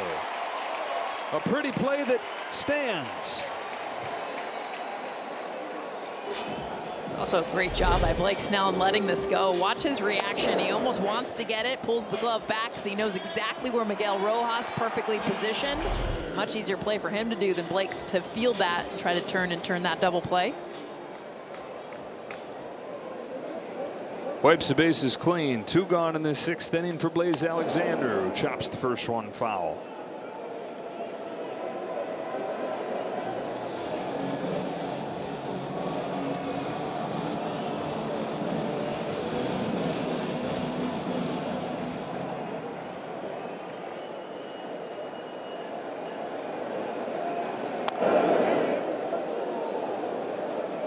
Oh, and 2.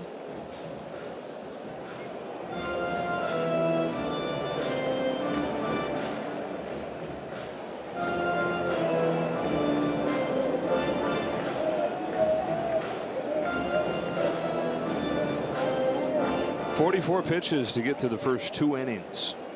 It's at 92, trying to finish off 6.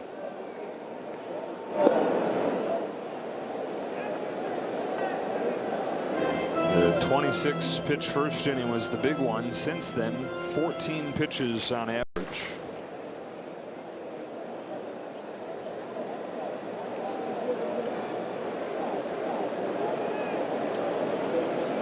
Rocks and fires 1-2.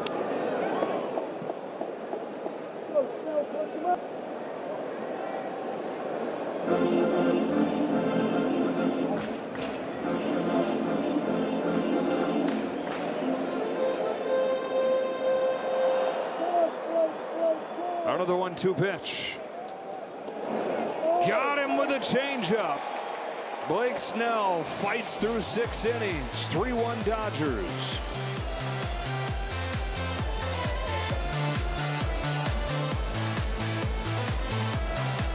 Performance Spotlight is brought to you by Nissan. Blake Snell, 6 innings, the 1 run in the first inning. Leadoff double from Ketel Marte, came in to score, did not give up another run. He's at 95 pitches. And reading body language, looks like maybe done. We saw Enriquez warm and ready to come in. I don't think he thinks he's done. That sounds like Blake Snell most of the time. I don't know. I think I see a guard let down. All right. Andrew Saalfrank on here to face Miguel Rojas. Misses with his first pitch. Debuted at the end of 2023. Had a big postseason that year. But then last June was suspended for gambling and had a 1-year ban. He came back around the All-Star break and has been excellent. #1 ERA in the National League. And yes, that was Roki Sasaki. That's a big deal. Down at third, Alexander.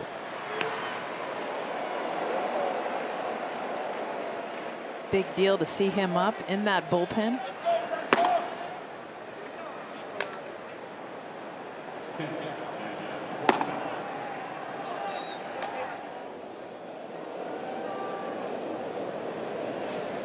See what it'll be like when he gets in the game the first time in months.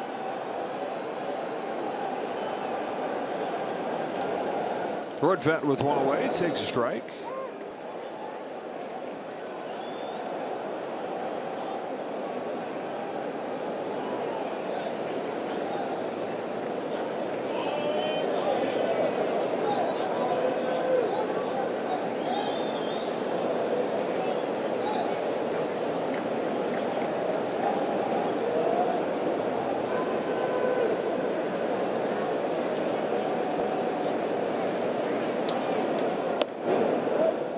One.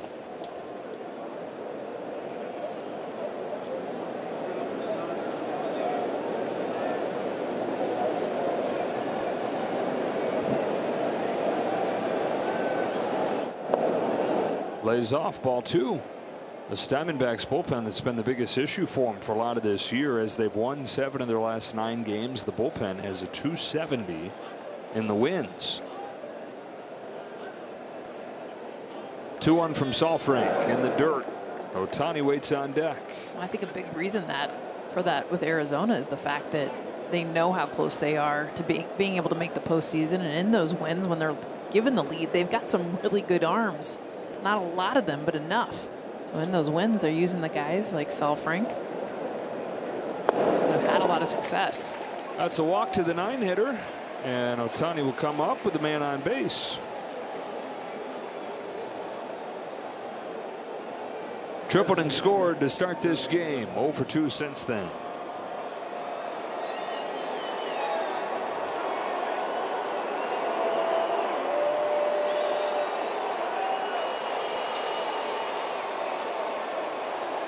Lefty against lefty. Ohtani grounds it down to first. That's a fair ball. Tag play at second. A double play.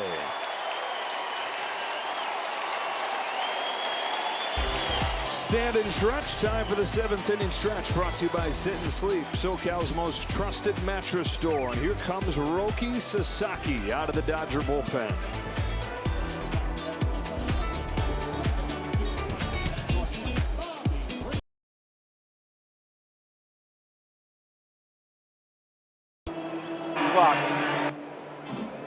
On Sportsnet LA is brought to you by Morongo Casino Resort and Spa, celebrating 20 years of good times. And for the first time since early May, Roki Sasaki pitches for the Dodgers, and for the first time out of the bullpen.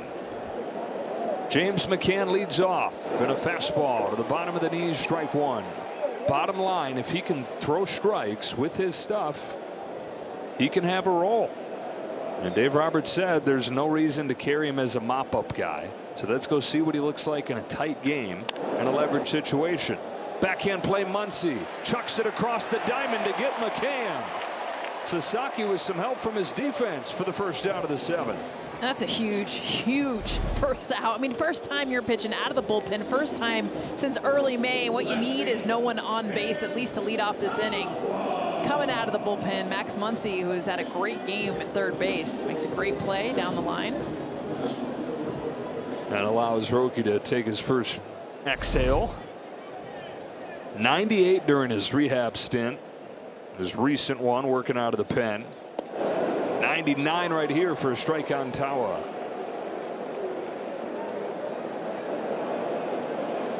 Something he's never really done, though, working out of the bullpen like this.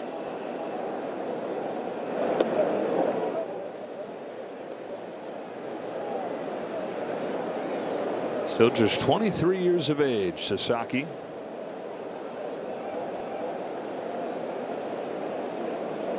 His 1-1 to Tawa.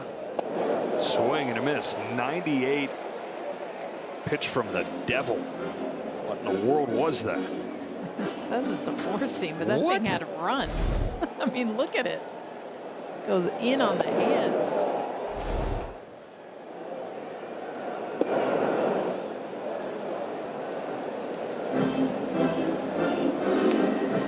I like the pace, too. I mean, no time to think. I mean, literally just get the ball, let's go. I mentioned earlier, Dave Roberts brought up the word conviction. He wanted to see that. So the body language you're referencing, that's a box that Dave Roberts wanted to be able to check in this outing. 2-2. Strike three on the inside corner. 2 gone in Sasaki's first inning. Goes back to that location, the fastball. This time Tawa did not want to swing at it, clips that inside part of the plate. Rortvedt does a great job, by the way, setting up the presentation on that pitch to get it for strike 3.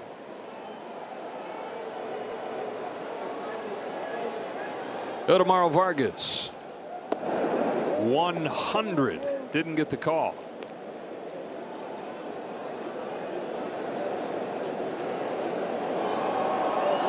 This is the guy that broke Ohtani's record for the fastest pitch on record in Japanese high school baseball. 101 as a high schooler. That's when they started calling him Kaibutsu, Japanese word for monster. Just the leg kick alone. I mean, that coming at you, then the velocity. And that front leg gets up.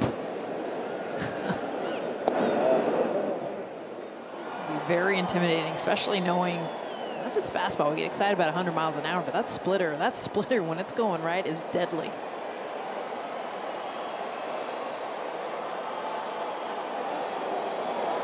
Here he comes to the 2-1.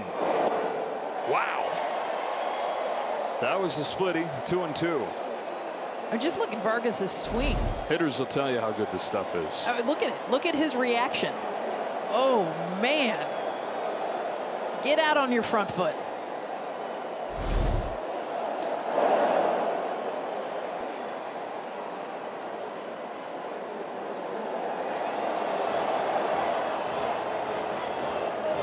These are 12 of the best pitches we've seen him throw in his very young major league career. Here's his 3-2. Wow! What do we have here? Wow. Roki Sasaki, as advertised all along, back from the minors out of the pen.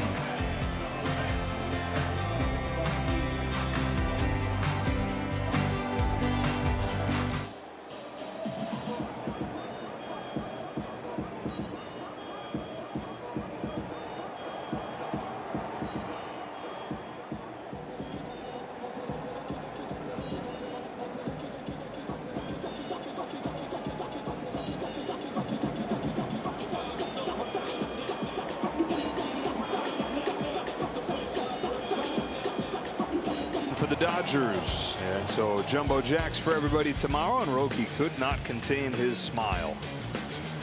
I'm sure there were many others over there, and he's still smiling, rehashing this outing. With anticipation of his return. It's been a long time coming. He's been working his butt off in rehab and trying to really mentally work on the confidence and the conviction, and also get the stuff back. There was a lot of talk about the velocity. I mean, holy smokes. And he looked like a different guy in terms of the I know I belong here. Into center field goes Mookie Betts with a base hit. It's Mookie's second of the day. The stuff, there was flashes of that over his first month in the major leagues. There'd be individual pitches that made you say wow. But rarely did he string together full innings where it looked like that. And I don't know if we ever saw somebody who had the presence of the guy we just watched pitching in relief right there. I think the difference, Joe, the fact that coming out of the bullpen is maybe a gift, not having all day knowing you're starting, being in the bullpen, I mean, he had 7 minutes to warm up. You saw how quick he was working. I mean, really just trying to stay out of his head and just pitch. A lot easier to do that out of the pen than it is to start. Dodgers looking for insurance here. Freddie Freeman takes outside, 2-0. Abner's pitching.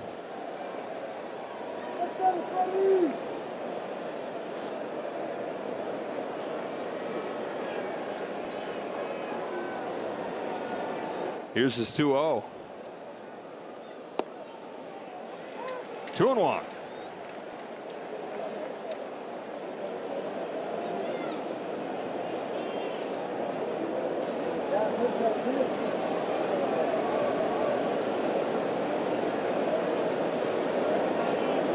So it's going to be just that 1 inning for Sasaki.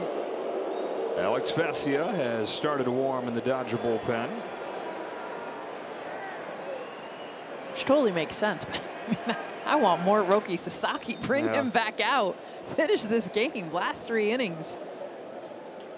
Definitely someone we are going to see again. Well, the first thing that you needed to see was, okay, can he do what he'd been doing in the minors? Can he throw strikes? Yes.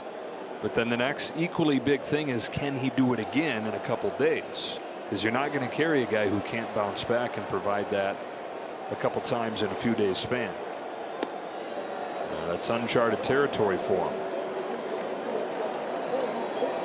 Oh, he's so excited. He hasn't stopped talking and smiling. I think I've seen him speak more words in this half inning than we saw in his 10 starts.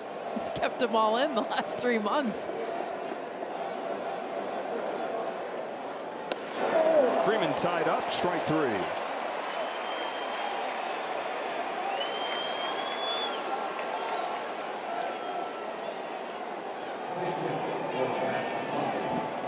Got a pinch hitter here instead of Max Muncy. It is Kike Hernandez. Speaking of postseason wild cards, 192, but the postseason track record. And when you're looking at that whole second base, center field, left field triangle, that is a really hard part to try and factor in. Postseason Kike is a whole different beast, and that is the track record. There it is, just last year. Close to 300. Those 2 home runs, important key situational moments. The OPS over 800, and that's the postseason Kike. It's very familiar to Dodger fans. You know, in last postseason, he wasn't going to be in the lineup if not for the injuries. The trickle down of the injuries meant that he got in there and then put up those numbers. And I was talking with Dave Roberts about the decision on how to handle Kike Hernandez in October, and he brought that up, that last year it just kind of worked out that he was in there. And Dave said he doesn't think that the right idea is just because of the postseason track record to force him in there, even though he hasn't really hit this year and hasn't been a routine member of the lineup. You don't just say, okay, it's October now, so go in there and play. But he said it's comforting to know that you have that card to play, and sometimes things do align where you have no choice. Certainly know that this guy will be ready when called upon. Well, and the moment's never going to be too big. I mean, he's got the confidence. He's got the swag. He's got the necklace now. He's got the necklace with the shoes. They're matching. Important to note.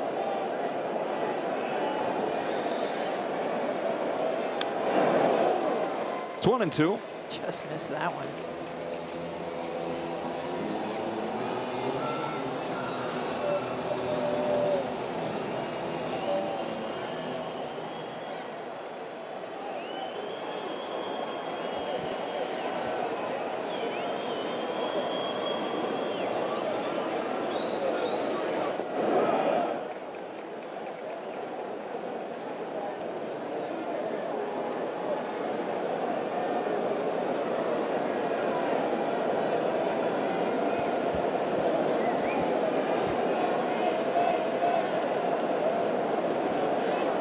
Abner to Hernandez with a 2-2 that is lifted to shallow left field. Harlow Perdomo is there. 2 gone in the 8th.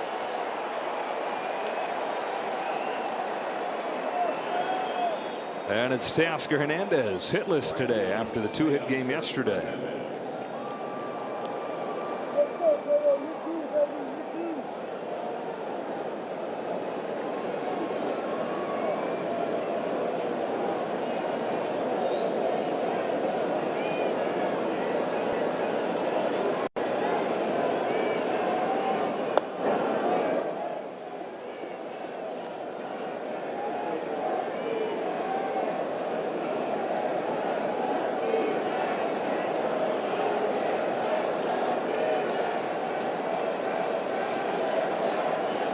The 1-0 is drilled to left center field.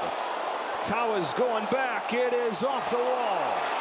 Betts is chugging around third. Perdomo juggles the relay. Hernandez heads for third. He's there.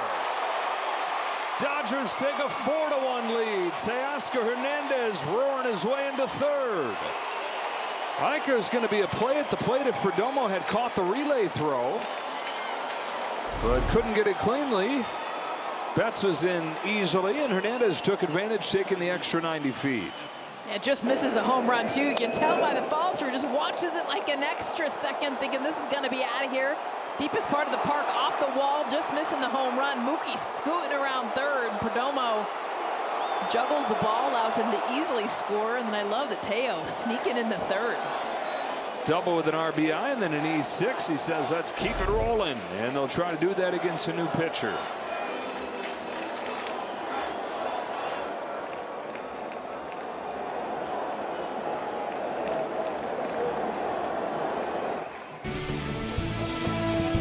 World champion Dodger baseball on Sportsnet LA is brought to you by the Chili's 3 for Me, the best $10.99 you can eat.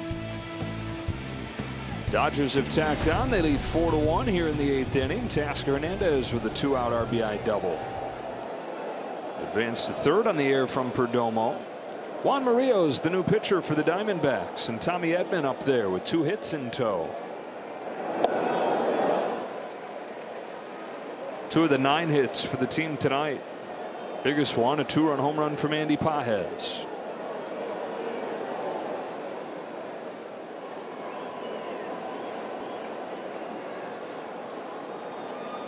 The third, Alexander ends the inning. To the bottom of the 8th we go. The Dodgers add on 4-1.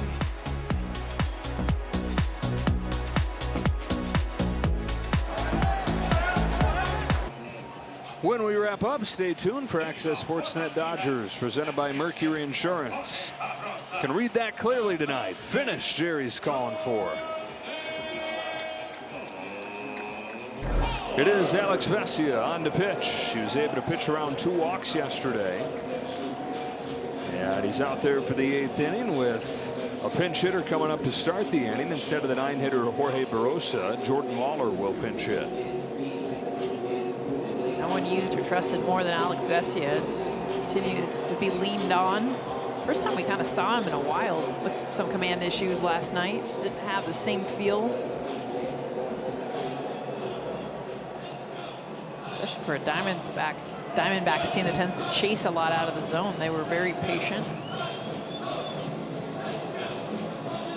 6 of his 7 games since coming back from the injured list, he's put up zeros. And he is the guy in a bullpen that is lacking for confidence, lacking for, like Dave Roberts was saying, guys that look like pitching with conviction. He's the one guy that brings that every night. Inside with his first pitch to Lawler.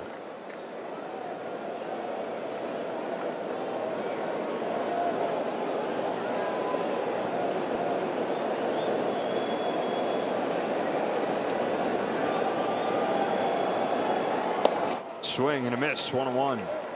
Lawler started his season 0 for 19. Got sent down to AAA, missed a lot of the summer there with a hamstring issue. Comes back up in August, goes 0 for his first 11, so he's sitting at an 0 for 30 to start this year. But his last 12 games, he's at .330.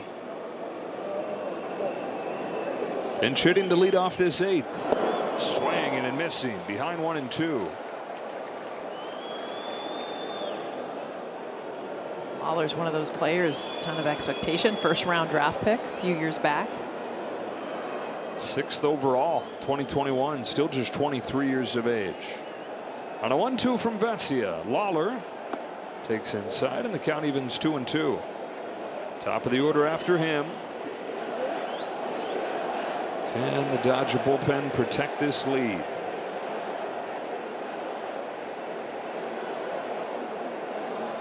The 2-2 pitch.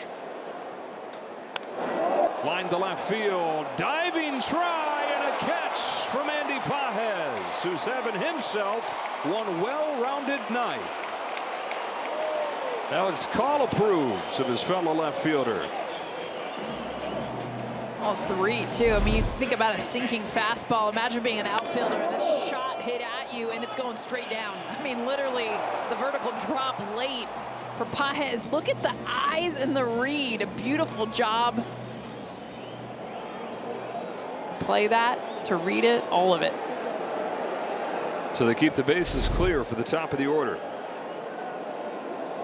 He's got the 2-run home run. He's made a couple big defensive plays.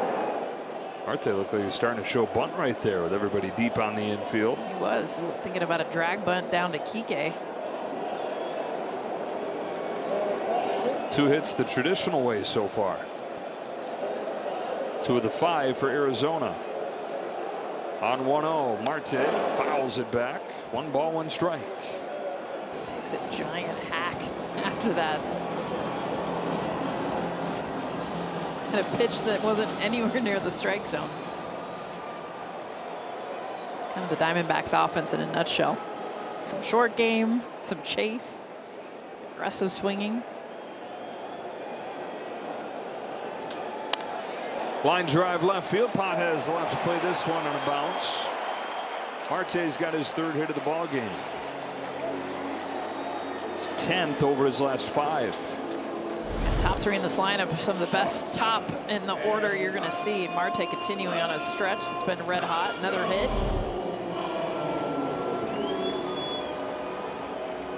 This is a key guy right here.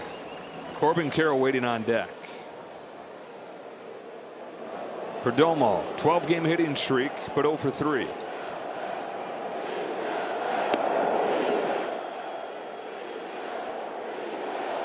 If the Diamondbacks were to come from behind and win this game, they would be in playoff position. If the Dodgers win this game, they have a chance to clinch tomorrow. Vesia's 1-0 to Perdomo is taken for a strike. That's been the pitch. He's had an easier time of landing for a strike. The fastball he loves to elevate has been way up out of the zone.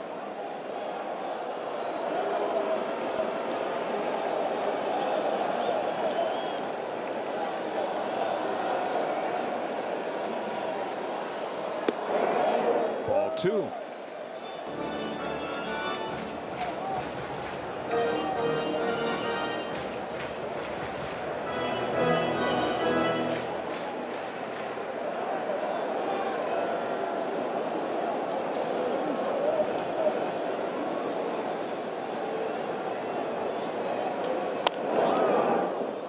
Strike 2.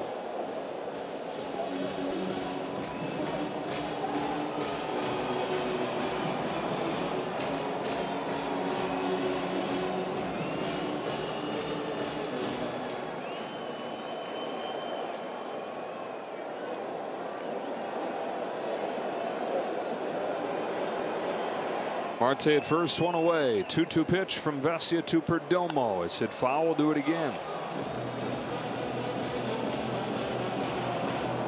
Lucky with that changeup. That was left up in the zone. It's the same pitch Marte got a hit on bat prior.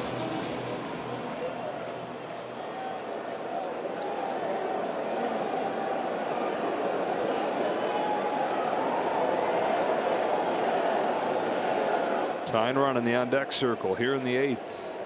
2-2 comes home. Perdomo takes way outside. And you're sitting pretty much breaking ball right now if you're Perdomo. That fastball, he's having a hard time being able to get for a strike. So now you're looking slider.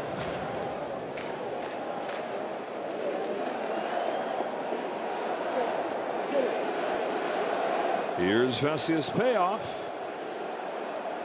Perdomo Swats it down the line, foul.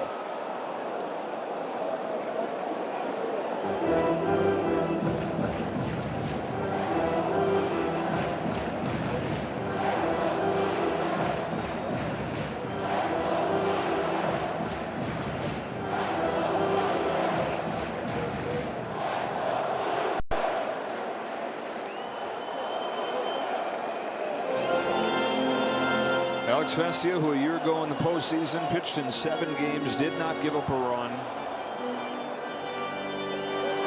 Again, a guy they're counting on. The games are big. Another 3-2 pitch from him. And another foul ball off of the bat of Perdomo. Give him a pat from Perdomo. Fouled off everything. He's also had some pitches to hit, though, that he's fouled off. Here in last night's game.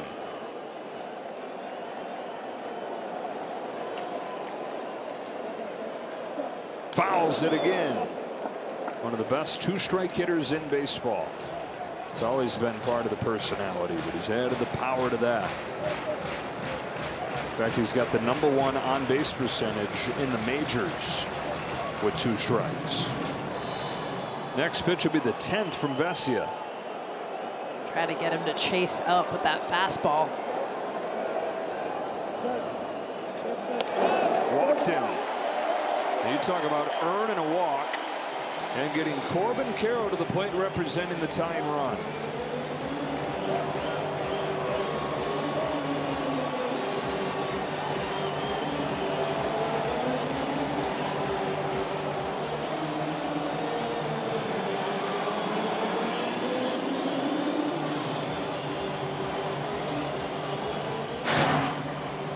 Enriquez and Trinan getting ready in a hurry. Got a run of right-handers after Carroll. Should also just have the Clayton Kershaw cam.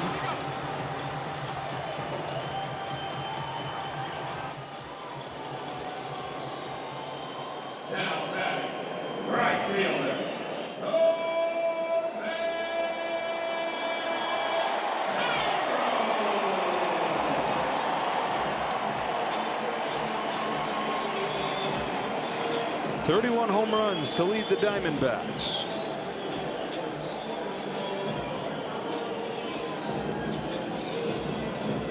Single from Marte, walk from Perdomo, and it's nail biting time again.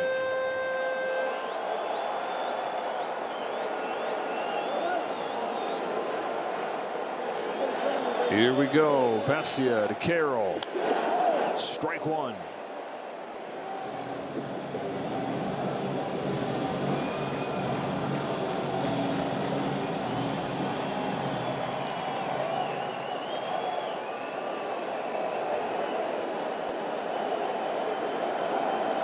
Tying run at the plate. 1 gone, 8th inning. 0-1 pitch. Line drive, base hit towards the right field corner. Hernandez over to cut it off. Into second with a double is Carroll. Perdomo stops at third. 4-2. Tying run into scoring position.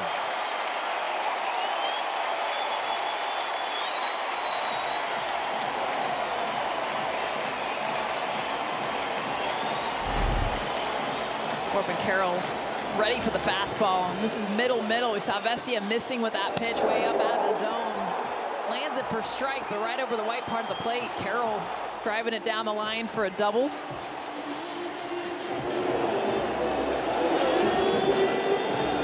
And the reason those righties are getting ready so quickly is because they're going to be needed right away. It's going to be Edgardo Enriquez with the right-handed batting. Gabriel Moreno coming up.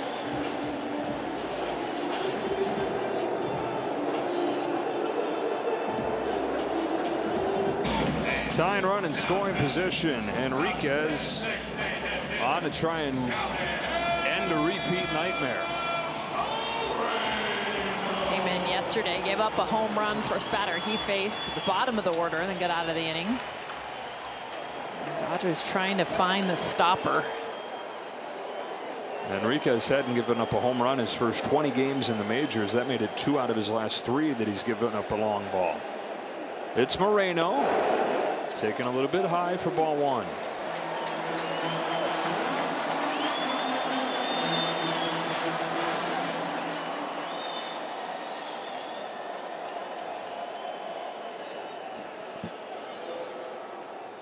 Here's the 1-0.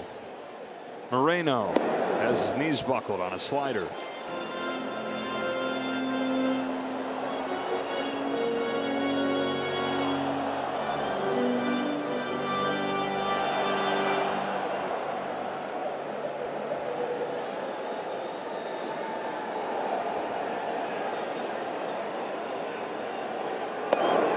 Lands that one, strike 2.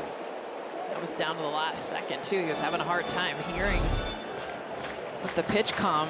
1 second left. Breaks that out.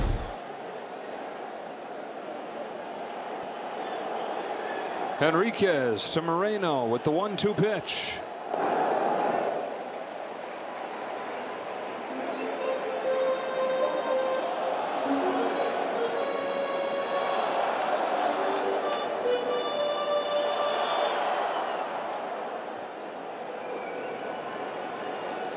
Now a 2-2. Foul. Roles to be seized. Trust to be earned here over the final 5 games for the Dodgers.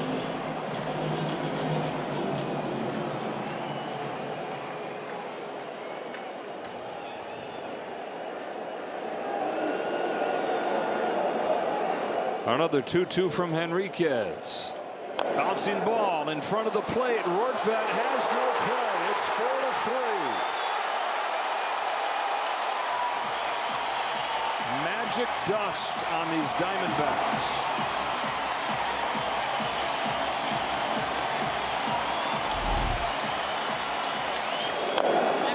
Swing and bunt. I mean, just luck. And this is what the Diamondbacks have been doing. Just short game in it, even mishitting. How many infield singles have we seen in this game? Even if Ben Rortvedt fields that, there's no way Enriquez gets to the plate in time.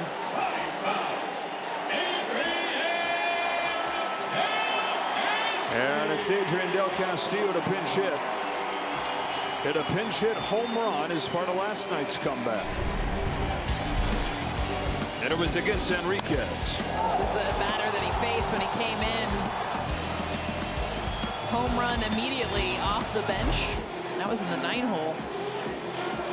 And an aggressive move right here. This is Del Castillo pinch hitting for Blaze Alexander. Doesn't really line up positionally, but it didn't last night either. Torey Lovullo used 4 players essentially in that one move. He had Jordan Lawler go up there. Dave Roberts brought on Henriquez. He countered by sending up Del Castillo. There's your 3rd player in that spot. Del Castillo didn't go play defense. He's a catcher. They had to plug in a 4th player to finish that whole thing off. But he said, that's where we're at. I got to be desperate every night. We got to win every game. So even though conventional wisdom says this isn't the spot for this, he says we can't wait.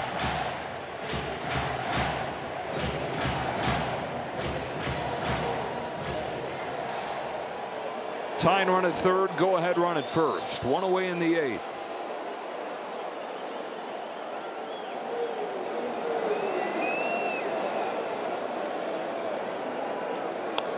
Strike 1. He went right back to the same spot. But Del Castillo took it out for a homer. Different pitch though. Went with the 4-seam instead of the cutter. Enriquez having a short memory. Here's his 0-1. Strike 2. That was a beautiful job throwing the slider, same exact spot too. 4-seam on black inside, then comes back with a slider, same location.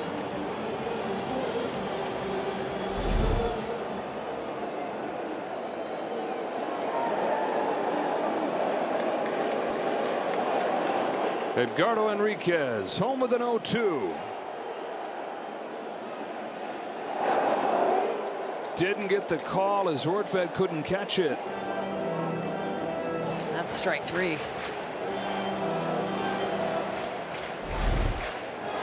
Look at this slider right there.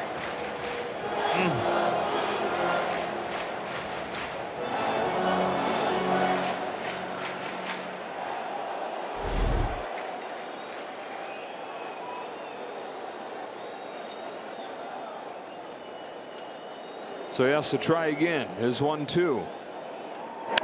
Smacked to deep center field. Edman twists around and makes the catch, but the Diamondbacks have done it again. We're tied at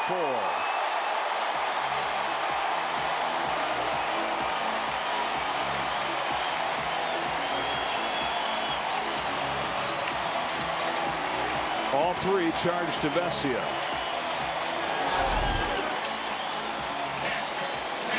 Hard, the missed strike 3. You come back to slider again. This one more elevated. And Edman turned about 3 different ways. Run was going to score no matter what.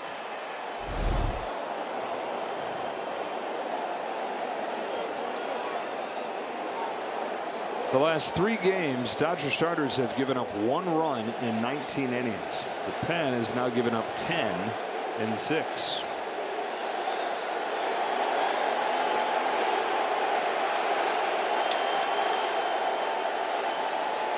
Ball 1 on McCann.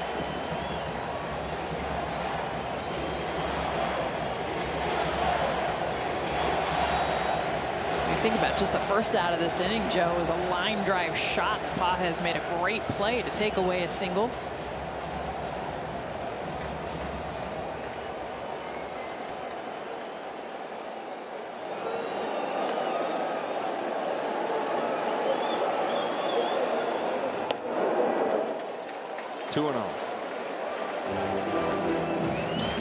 Bonda's been warming for a bit. Looks like he's ready. Only one left-handed hitter in the lineup in this game is Corbin Carroll.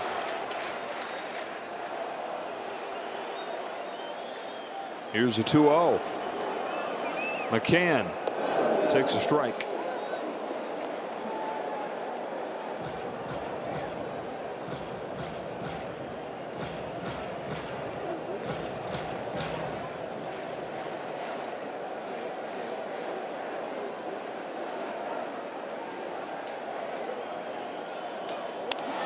Line to left. Pages on a backhand plays it on a bounce.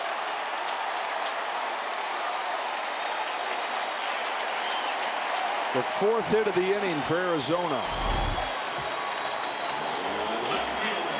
Andy Pages going to the backhand just to be able to feel this scary moment. Actually, that gets by him. The Diamondbacks take the lead.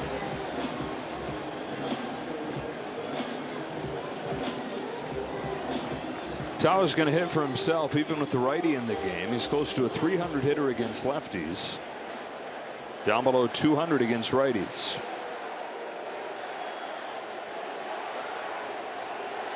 Go ahead run in scoring position. The rookie Tao takes low.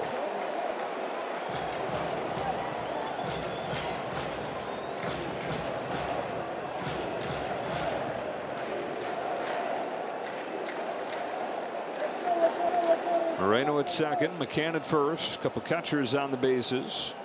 The 1-0, chopped foul, strike one. Diamondbacks were 0 for 10 with men on coming into this inning. Now they're 3 for 3. Different team late in games. That's been the story for this Arizona club. 3 in the 7th last night, 2 in the 9th. I had 1 in the 1st and 3 in the 8th. On a 1-1 from Henriquez. Tawa chops one up the middle to Miguel Rojas, takes it to the bag and sends it to the 9th. But the Diamondbacks have tied it up.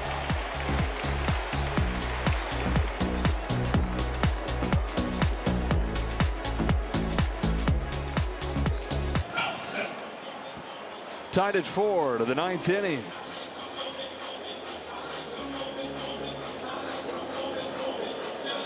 Padres lost earlier. Magic numbers at 2. Dodgers, though, for the second night in a row, have seen a big lead disappear late. Diamondbacks trying to get into playoff position, and look who's warming up. It's Clayton Kershaw getting ready for the bottom of the 9th inning. 8-9-1 due up for the Diamondbacks. Dodgers have the bottom of the order here against Ryan Thompson. Andy Pages responsible for the biggest swing of the game for the Dodgers, his 26th home run back in the 4th. Also made some tremendous defensive plays. Swats the first one on a line to center, and Alec Thomas, who just came in, tracks it down. Widespread defensive changes. Thomas in center, McCarthy in left, so the outfield gets a lot better. Tawa comes in and is at first. Vargas over to third. One pitch, one out for Thompson, and here is Miguel Rojas.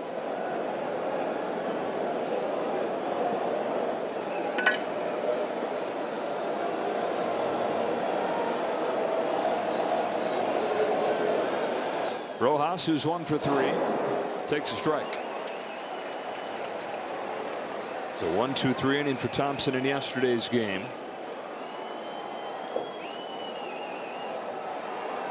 Missed a lot of the season with a shoulder and neck issue.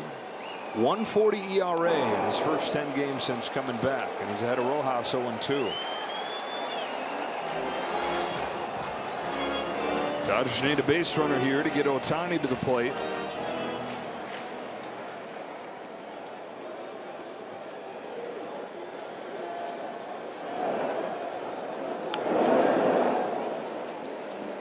Able to stay alive.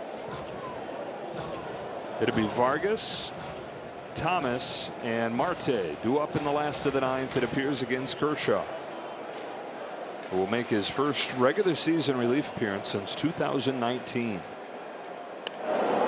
Fly to right field, routine for Corbin Carroll.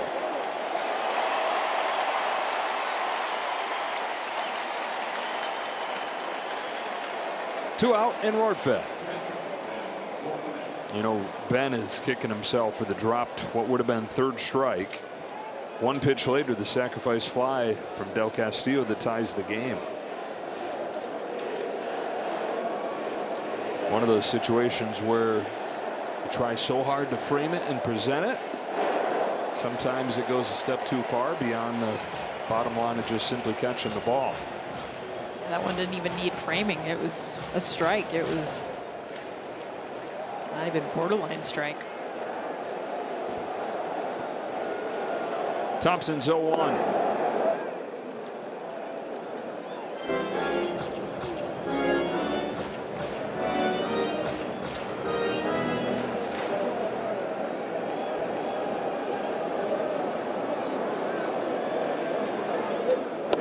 Ball 2.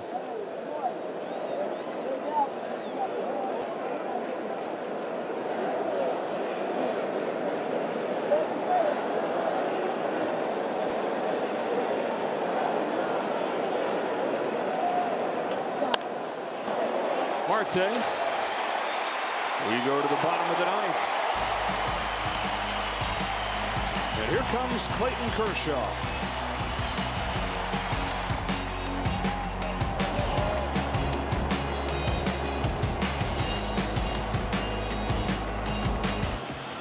Well, for the first time since the last day of the regular season in 2019, Clayton Kershaw will pitch in relief in preparation for a role like this in October.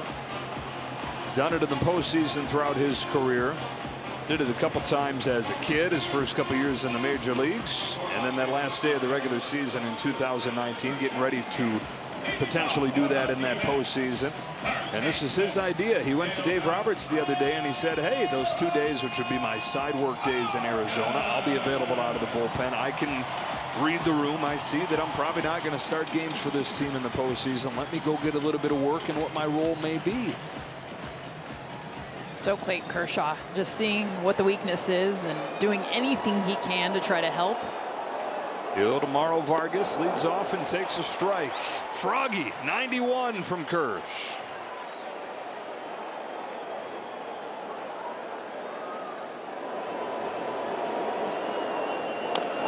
Strike 2.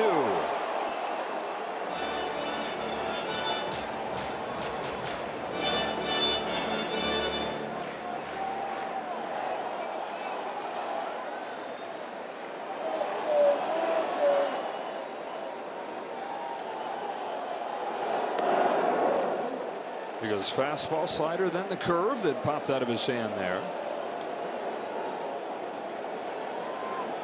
We'll start on Sunday in Seattle to wrap up the regular season. He's home with a 1-2. Coming off what he called a perfect night. His last start at Dodger Stadium last Friday.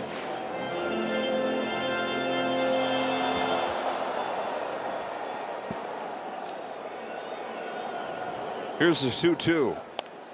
Bounce it to short for Betts. One away in the ninth.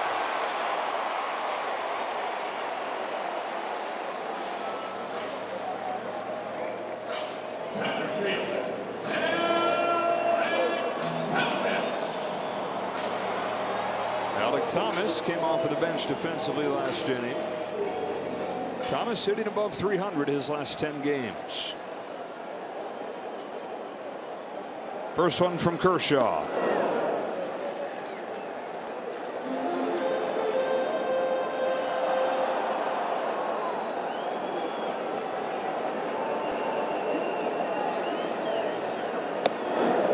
Two and 0. After Thomas, it's back to the top of the order in Ketel Marte. Swing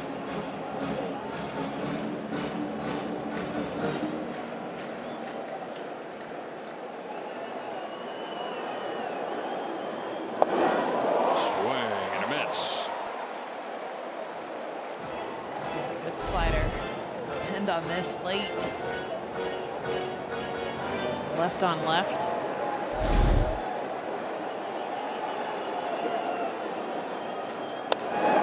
Freeman's got it.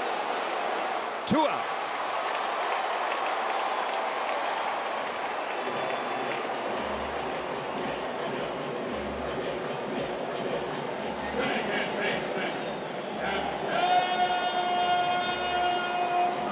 Here's Marte, who's got 3 hits tonight.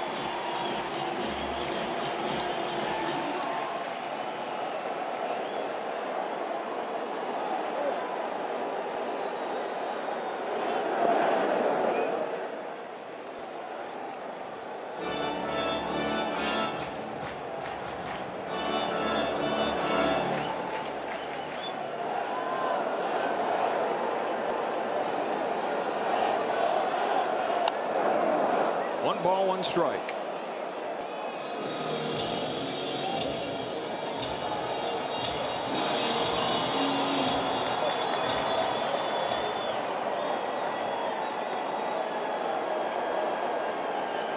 The 1-1 pitch in the dirt. 454th Major League appearance for Clayton Kershaw. 450 of those starts.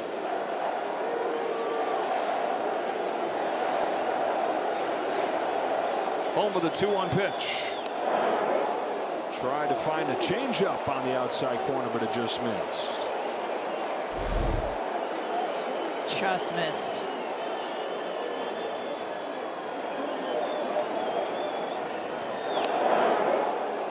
So now 3-1. Marte takes strike 2. Slider to the knees, runs it full.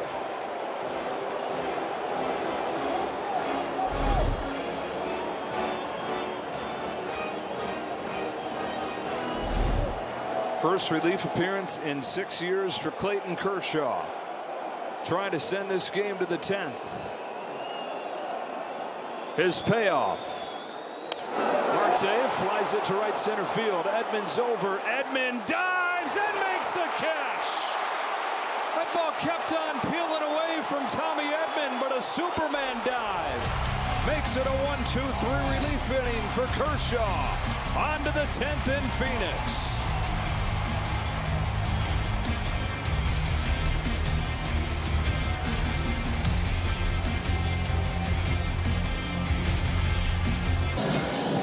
It's a 1-2-3 ninth inning for Clayton Kershaw. Perhaps a couple answers for the bullpen emerging tonight as the Dodgers try to drop that magic number down to 1. You saw Roki Sasaki with a overpowering 1-2-3 inning.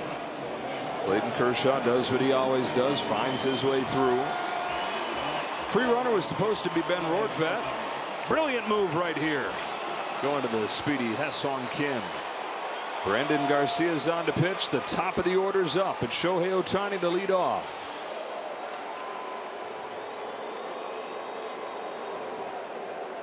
Ohtani's 1 for 4.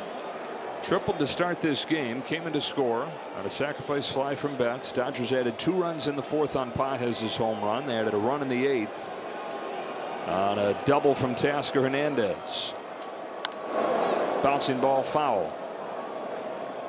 Dodgers 7-7 in extra innings this year, where the Diamondbacks are 7-11.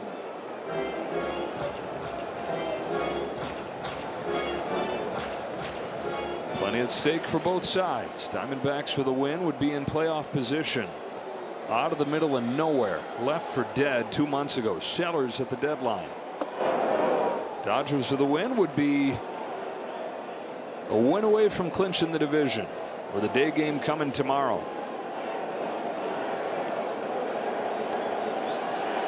Kim at second. 2-1 to the plate. Wave and a miss. 2-2. Goes with the sweeper away and the big swing from Shohei.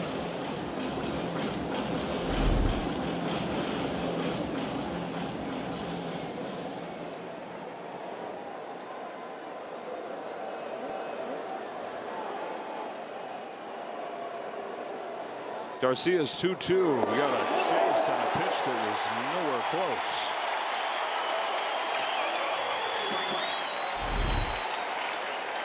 It looked like Shohei was just trying to foul it off, thinking it was going to be closer. Gets about halfway through, realizing, nope, this is way out.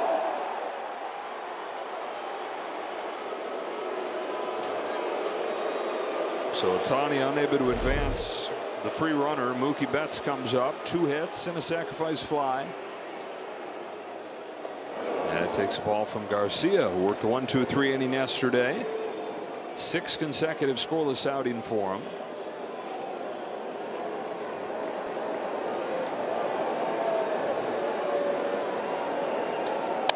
Betts pokes a base hit to right. Kim's coming home. Carroll's throw is right there. He's out.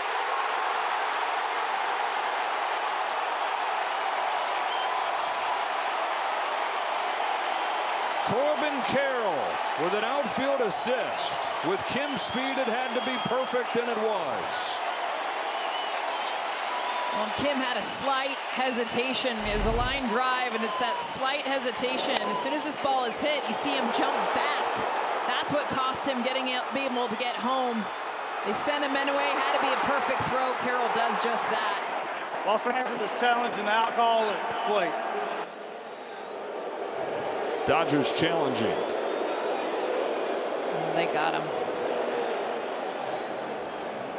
This will be quick. You saw Kim jump back as soon as the ball was hit. Not even freeze, but that last move is the difference of out and safe at home.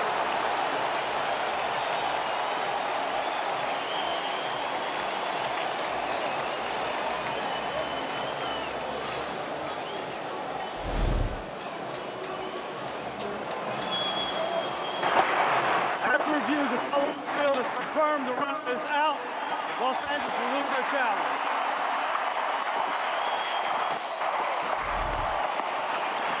See, as soon as this ball is hit.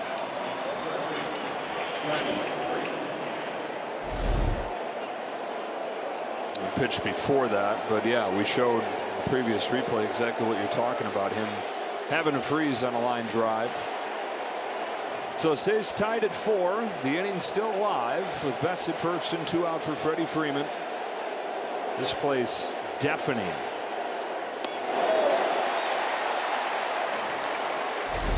Here you go.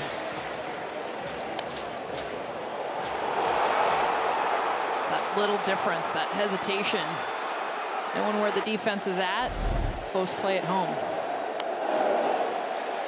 D-backs in the last of the 10th. They have 2, 3, and 4 coming up. Perdomo, Carroll, Moreno. And it does look like it'll be just the 1 inning for Clayton Kershaw. Jack Dreyer getting ready for the 10th.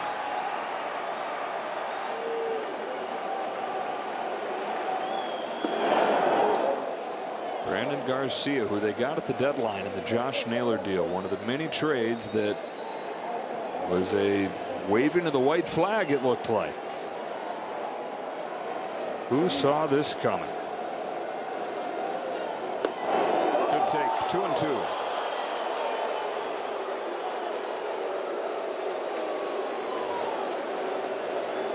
"25 years of age, out of Newport, Rhode Island.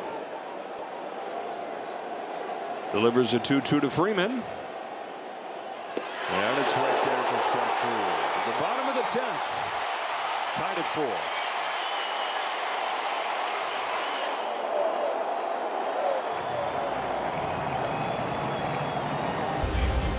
Well, it's last night's hero, Gerardo Perdomo, the first career walk-off hit that's coming to the plate here to lead off the bottom of the 10th. Free runner at second will be Ketel Marte. It's Perdomo, Carroll, and Moreno.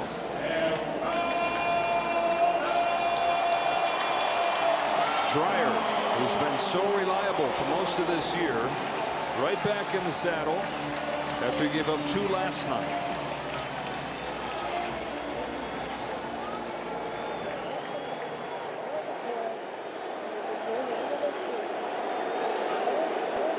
First pitch to the bottom of the 10th. Bunts it foul. We talked earlier about his bunting ability. Led the majors his first couple seasons. He's got 7 this year. He's got 40 sacrifice bunts in his career. In an era where we gawk at a guy who has 5. 40. 40. Try to move the winning run to third.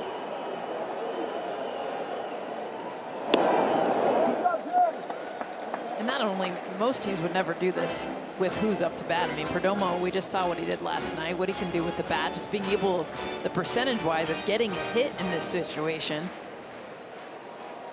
Of course, with Corbin Carroll and Gabby Moreno coming up. It'd be like the Dodgers bunting Mookie Betts to get to Freddie. It's top 3 in this order. And Torey Lovullo knows you get the winning run to third. They're also the best team in baseball at getting sac flies. Bunts it down, rushing into the game at catcher, down to first to a covering Rojas. Winning run 90 feet away. Corbin Carroll coming up. Kept him in front, or kept it tied with his outfield assist in the top of this inning. And he'll head on down to first, put on intentionally.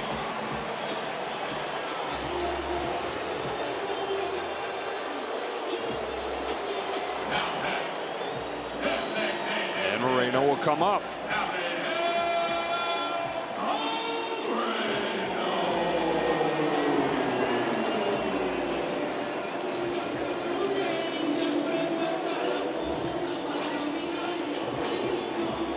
Moreno does not have a sacrifice in his career. So if you're thinking of Torey Lovullo going even a notch above what he's done and trying to squeeze his way into a playoff spot, probably not the guy for it. First and third, 1 out, infield in. Ball 1.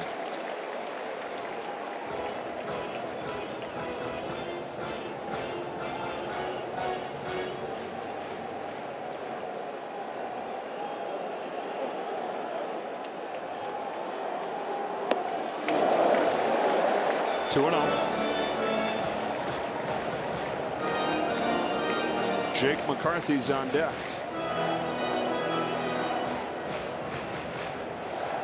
Yeah, and they are, instead of trying to battle back from 2-0, going to put McCarthy at the plate. They put Moreno on. And it removes your room for error, but it does give you a lefty-lefty matchup here.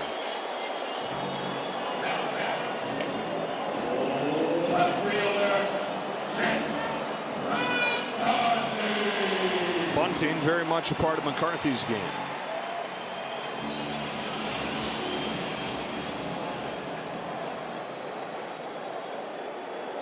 Bases loaded, tie game, bottom of the 10th.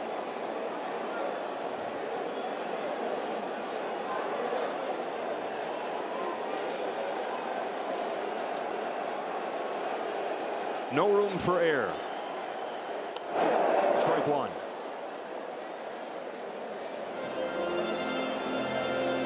Remember, too, this is a Diamondbacks team that likes to chase. I'm surprised there. McCarthy chases a slider in off the plate. I'm Dryer right now. Don't give him a strike. See if he can chase something out of the zone, get himself out. Some pressure on Dalton rushing back there. The 0-1 pitch. Strike two.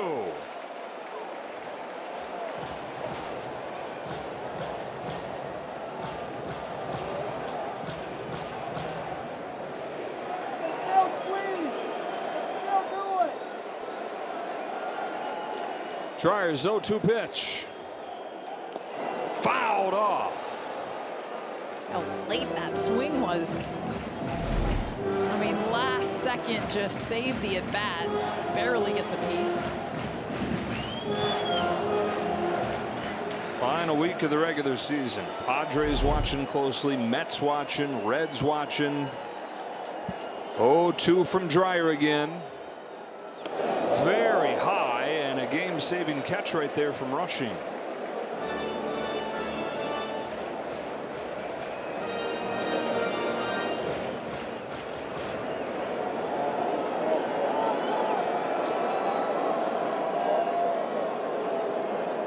Warning from the home plate umpire Marvin Hudson to Dryer to allow McCarthy time to get ready.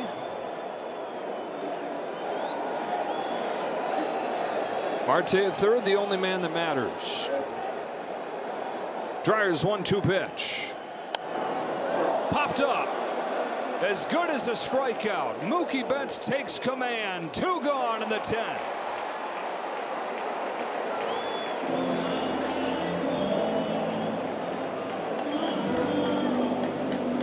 That'll be it for Dryer. Blake Trinan on for the right-hander James McCann.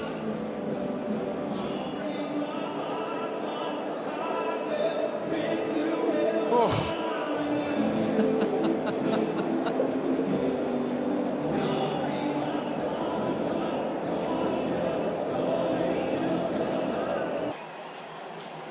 Well, the first thing you think of when you hear Blake Trinan's coming into the game is, man, bases are loaded, no room for error, and the biggest issue for Blake lately has been the walks. He's issued 9 of them in his last 5 1/3, and there's nowhere to put James McCann in a 4-4 game in the 10th. 1 out away from extending it to the 11th. Diamondbacks 1 run away from a playoff spot. Strike one.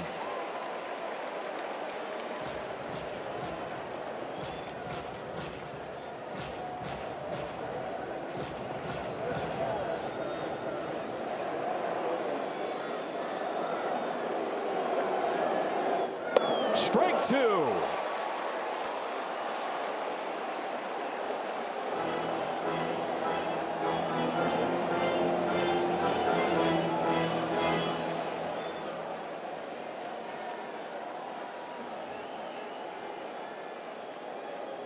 Trinan's 0-2 pitch. Just barely got a piece. He went a mile outside. Snick one of the seams. Sweeper just barely able to foul it off. And on the pitch prior, after seeing the swing, Mickey Rowe told Teoscar Hernandez to come in, positioning him himself. Fly ball. Shallow right field. Rojas is out. Teoscar's on, and we go to the 11th. Neither team scores in the 10th.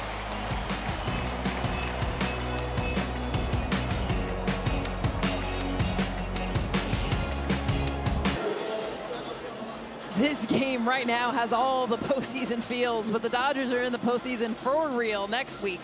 Get your postseason tickets at dodgers.com/postseason. Here's the situation. Dodgers lead the Padres by 2 in the National League West with a magic number of 2. The Diamondbacks a half game back of the Mets, but they have the tiebreaker over the Mets, so they're trying to win this game to get into playoff position. After tonight, 4 games remain. For the Dodgers in the 11th, the free runners Freddie Freeman, Hernandez, Kike that is, then Teoscar Hernandez, and Tommy Edman. Brandyn Garcia, for the first time this year, or for the first time this month, beg your pardon, pitches more than an inning. He's only gone more than an inning one time all year in the majors. Is a lifelong starter that just converted to the bullpen this year in AAA with Seattle.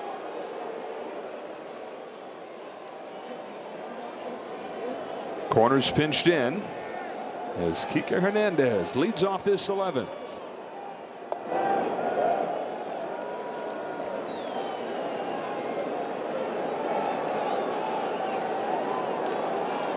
Pinch hit for Max Muncy back in the 8th, popped out.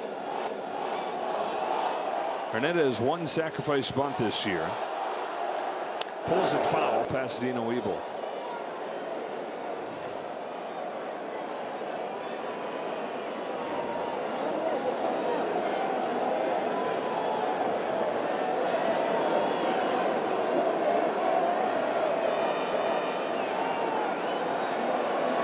At first base, Tawa's still thinking there's a chance he's going to bunt. He's way in. Swings away, strike 2. Very different mentalities for both of these teams. I mean, Diamondbacks bunted one of their best hitters to get him over to third base, and even Kike Hernandez, with his numbers batting under 200, still not going to bunt him. You wonder if Torey Lovullo is kicking himself for that, not having Perdomo swing away, even though that's a huge part of who they are and what he does. He's also been, like you said, their best hitter. 2-2. I love short game. I love the ability, especially in tight games, but I don't understand the call when you have one of your best hitters with a runner already in scoring position.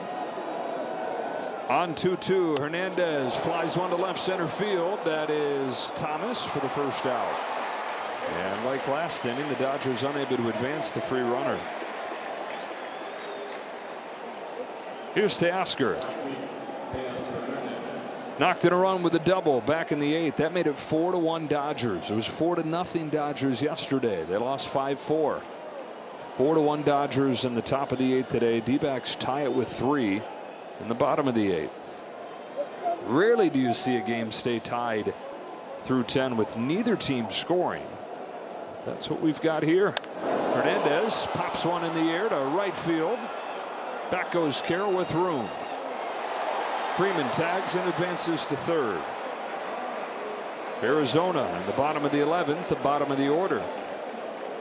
Justin Wrobleski's warming.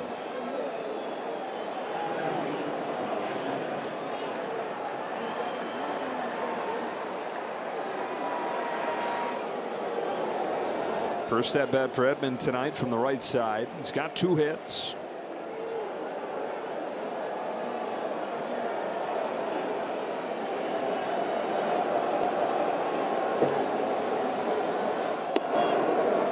Strike from Garcia.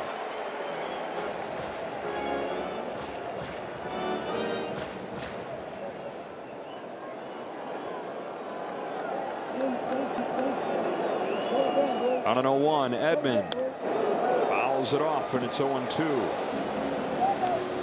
Dodgers 1 for 6 in this game with runners in scoring position.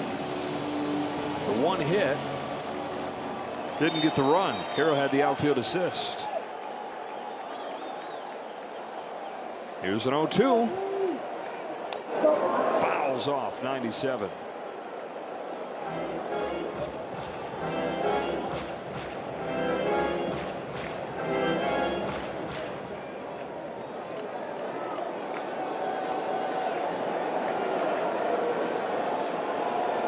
Another 0-2. Good stop by McCann.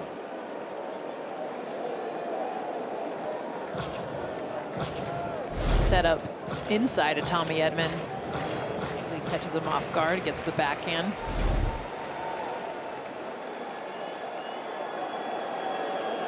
Now 1-2 pitch. Tommy Edman lines one over short and into left center field to give him the lead. Tommy Edman with a 2-out, 2-strike go-ahead base hit. 5-4 in the 11th.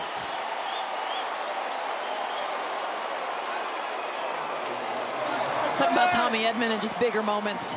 We were talking about this before the game, but just the fact you got a runner sitting there at third base, game tied, 2 outs. Last opportunity, just gets enough of this sweeper into center field. Finally take back the lead.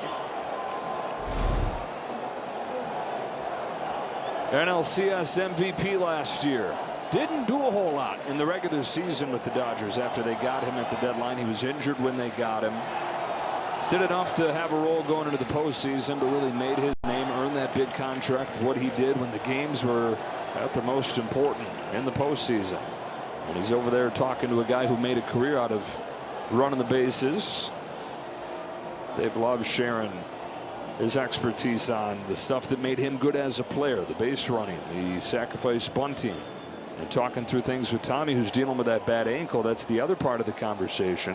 He's going to have Alex Call run for him.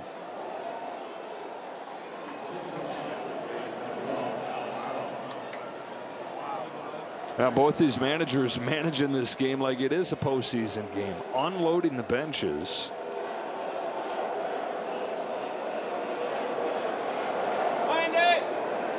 Postseason game or a spring training game? My defensive card looks like a spring training game. It's a mess. Spring training game or a pre-K art project? Ball on Pages. 1 for 4. His 26th home run of the year, back in the 4th inning. Feels like days ago.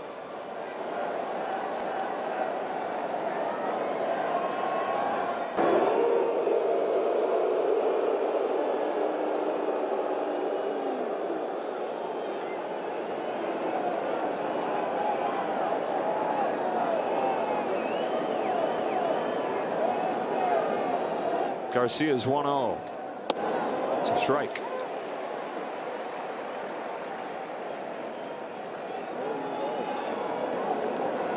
Only guy left on the Dodger bench, Michael Conforto.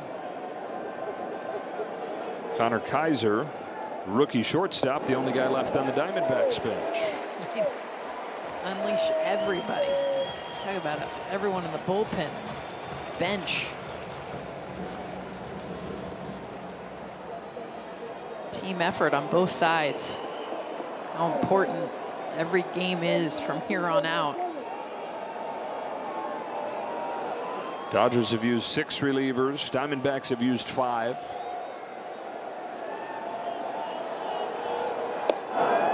Donovan's 2-2 on Pages. Starters are both pretty good in this game. Ryan Nelson goes 6 innings, matches his career high with 9 Ks.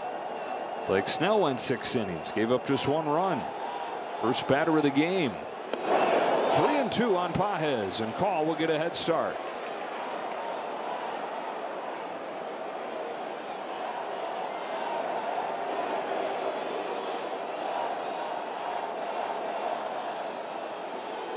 There he goes. Here it comes. A swing and a miss for strike 3. Dodgers break through. They get the free runner in. Tommy Edman, his 3rd hit of the ballgame, his first 3-hit game since May, and it's put him ahead in the 11th.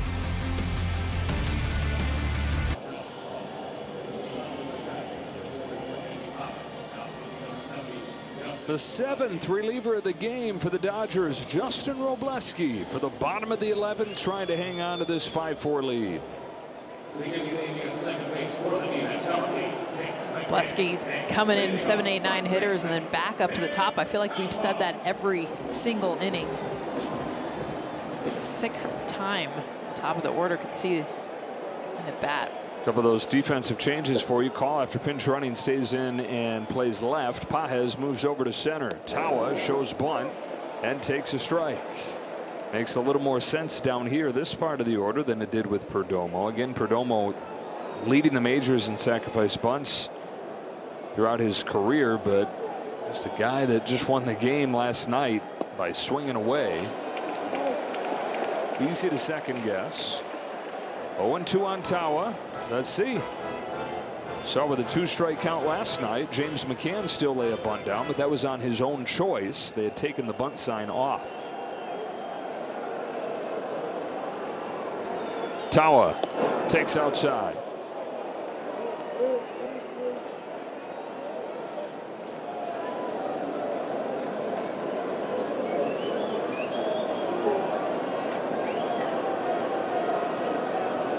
Wrobleski's 1-2.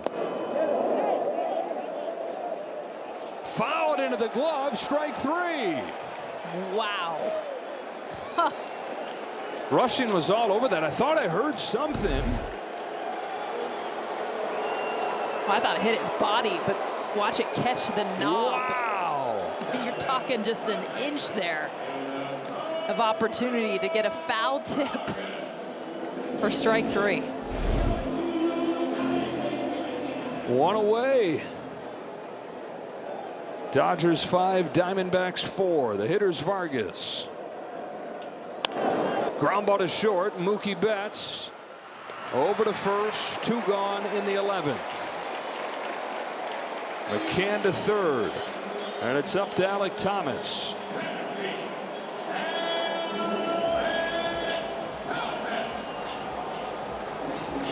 What a topsy-turvy roller coaster ride this has been. From ahead 4-1 to tied at 4 into extras. Neither team scores in the 10th. And out away from sealing it. Strike 1 on Thomas. Say it again, roles to be had, trust to be earned. And Wrobleski trying to do his part to earn both. His 0-1 is thrown out and missed, strike 2.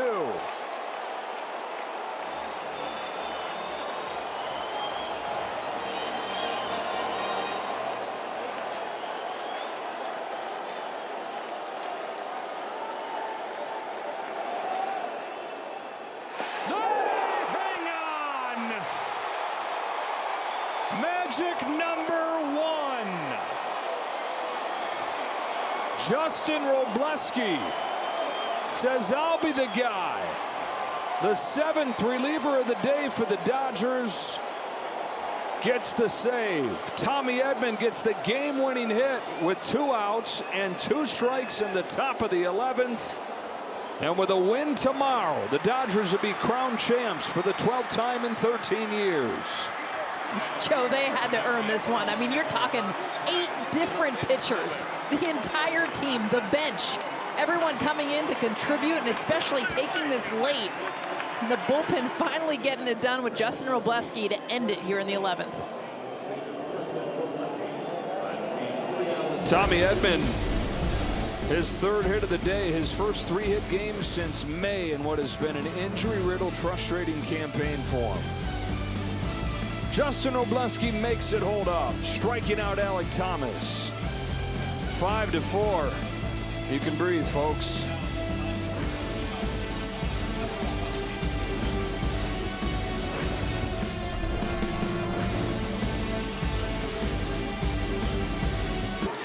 Tommy, well, this game was absolutely. God bless you. I'm up on this one again. No. Double pro. I met this girl last December. Her name na Monica. She sent me her picture from Twitter. She dey always wear short Nika tie. Monica too fine, no, but Monica too like money. I spend money for Monica. She still the follow. She still the waka. See Monica with Brandy boy. I see Monica with the GoPro. I see Monica with Tomo Healer. GC, now waiting this up. God forbid Monica. Monica no be wife for Natia. Too much money for Monica. I buy many things for Monica. Yeah. School fees for your brother. Christmas clothes for your sister. Plenty wrapper for your mother. I buy your father Okada tie. She still the waka. She still the follow. God forbid Monica. Monica no be wife for Matilda. If you get money, Monica go stay with you. If you not go get money, Monica fit stay with you. Monica, follow. If you get big things, she swallow. If you don't get borrow. Monica don't take for Kalika. Fi shame you. If Yesterday today no be the same you. Why can't they love the same you? Monica when I see for Facebook. Monica go far away. Monica dey with daddy. Trust me I go away. When tell me I like it. Just when they spend money. Monica want come party. If you no come concert, Monica no be dundee. She like dundies. Come to my place, she go run, come. I swear she go run, come. She see me take out money, she go shake bum. She go shake bum. She dey pepper for mat like say I lick dum. Like say I lick dum. She too light skin, that she know they use condom. I swear she know they use condom. Monica, oh, Monica go kill the best, yo. Too much money for Monica. I buy many things for Monica. Yeah. School fees for your brother, Christmas clothes for your sister, plenty wrapper for your mother. I buy your father Okada. She still the waka. She still the follow. God forbid Monica don't be wife material.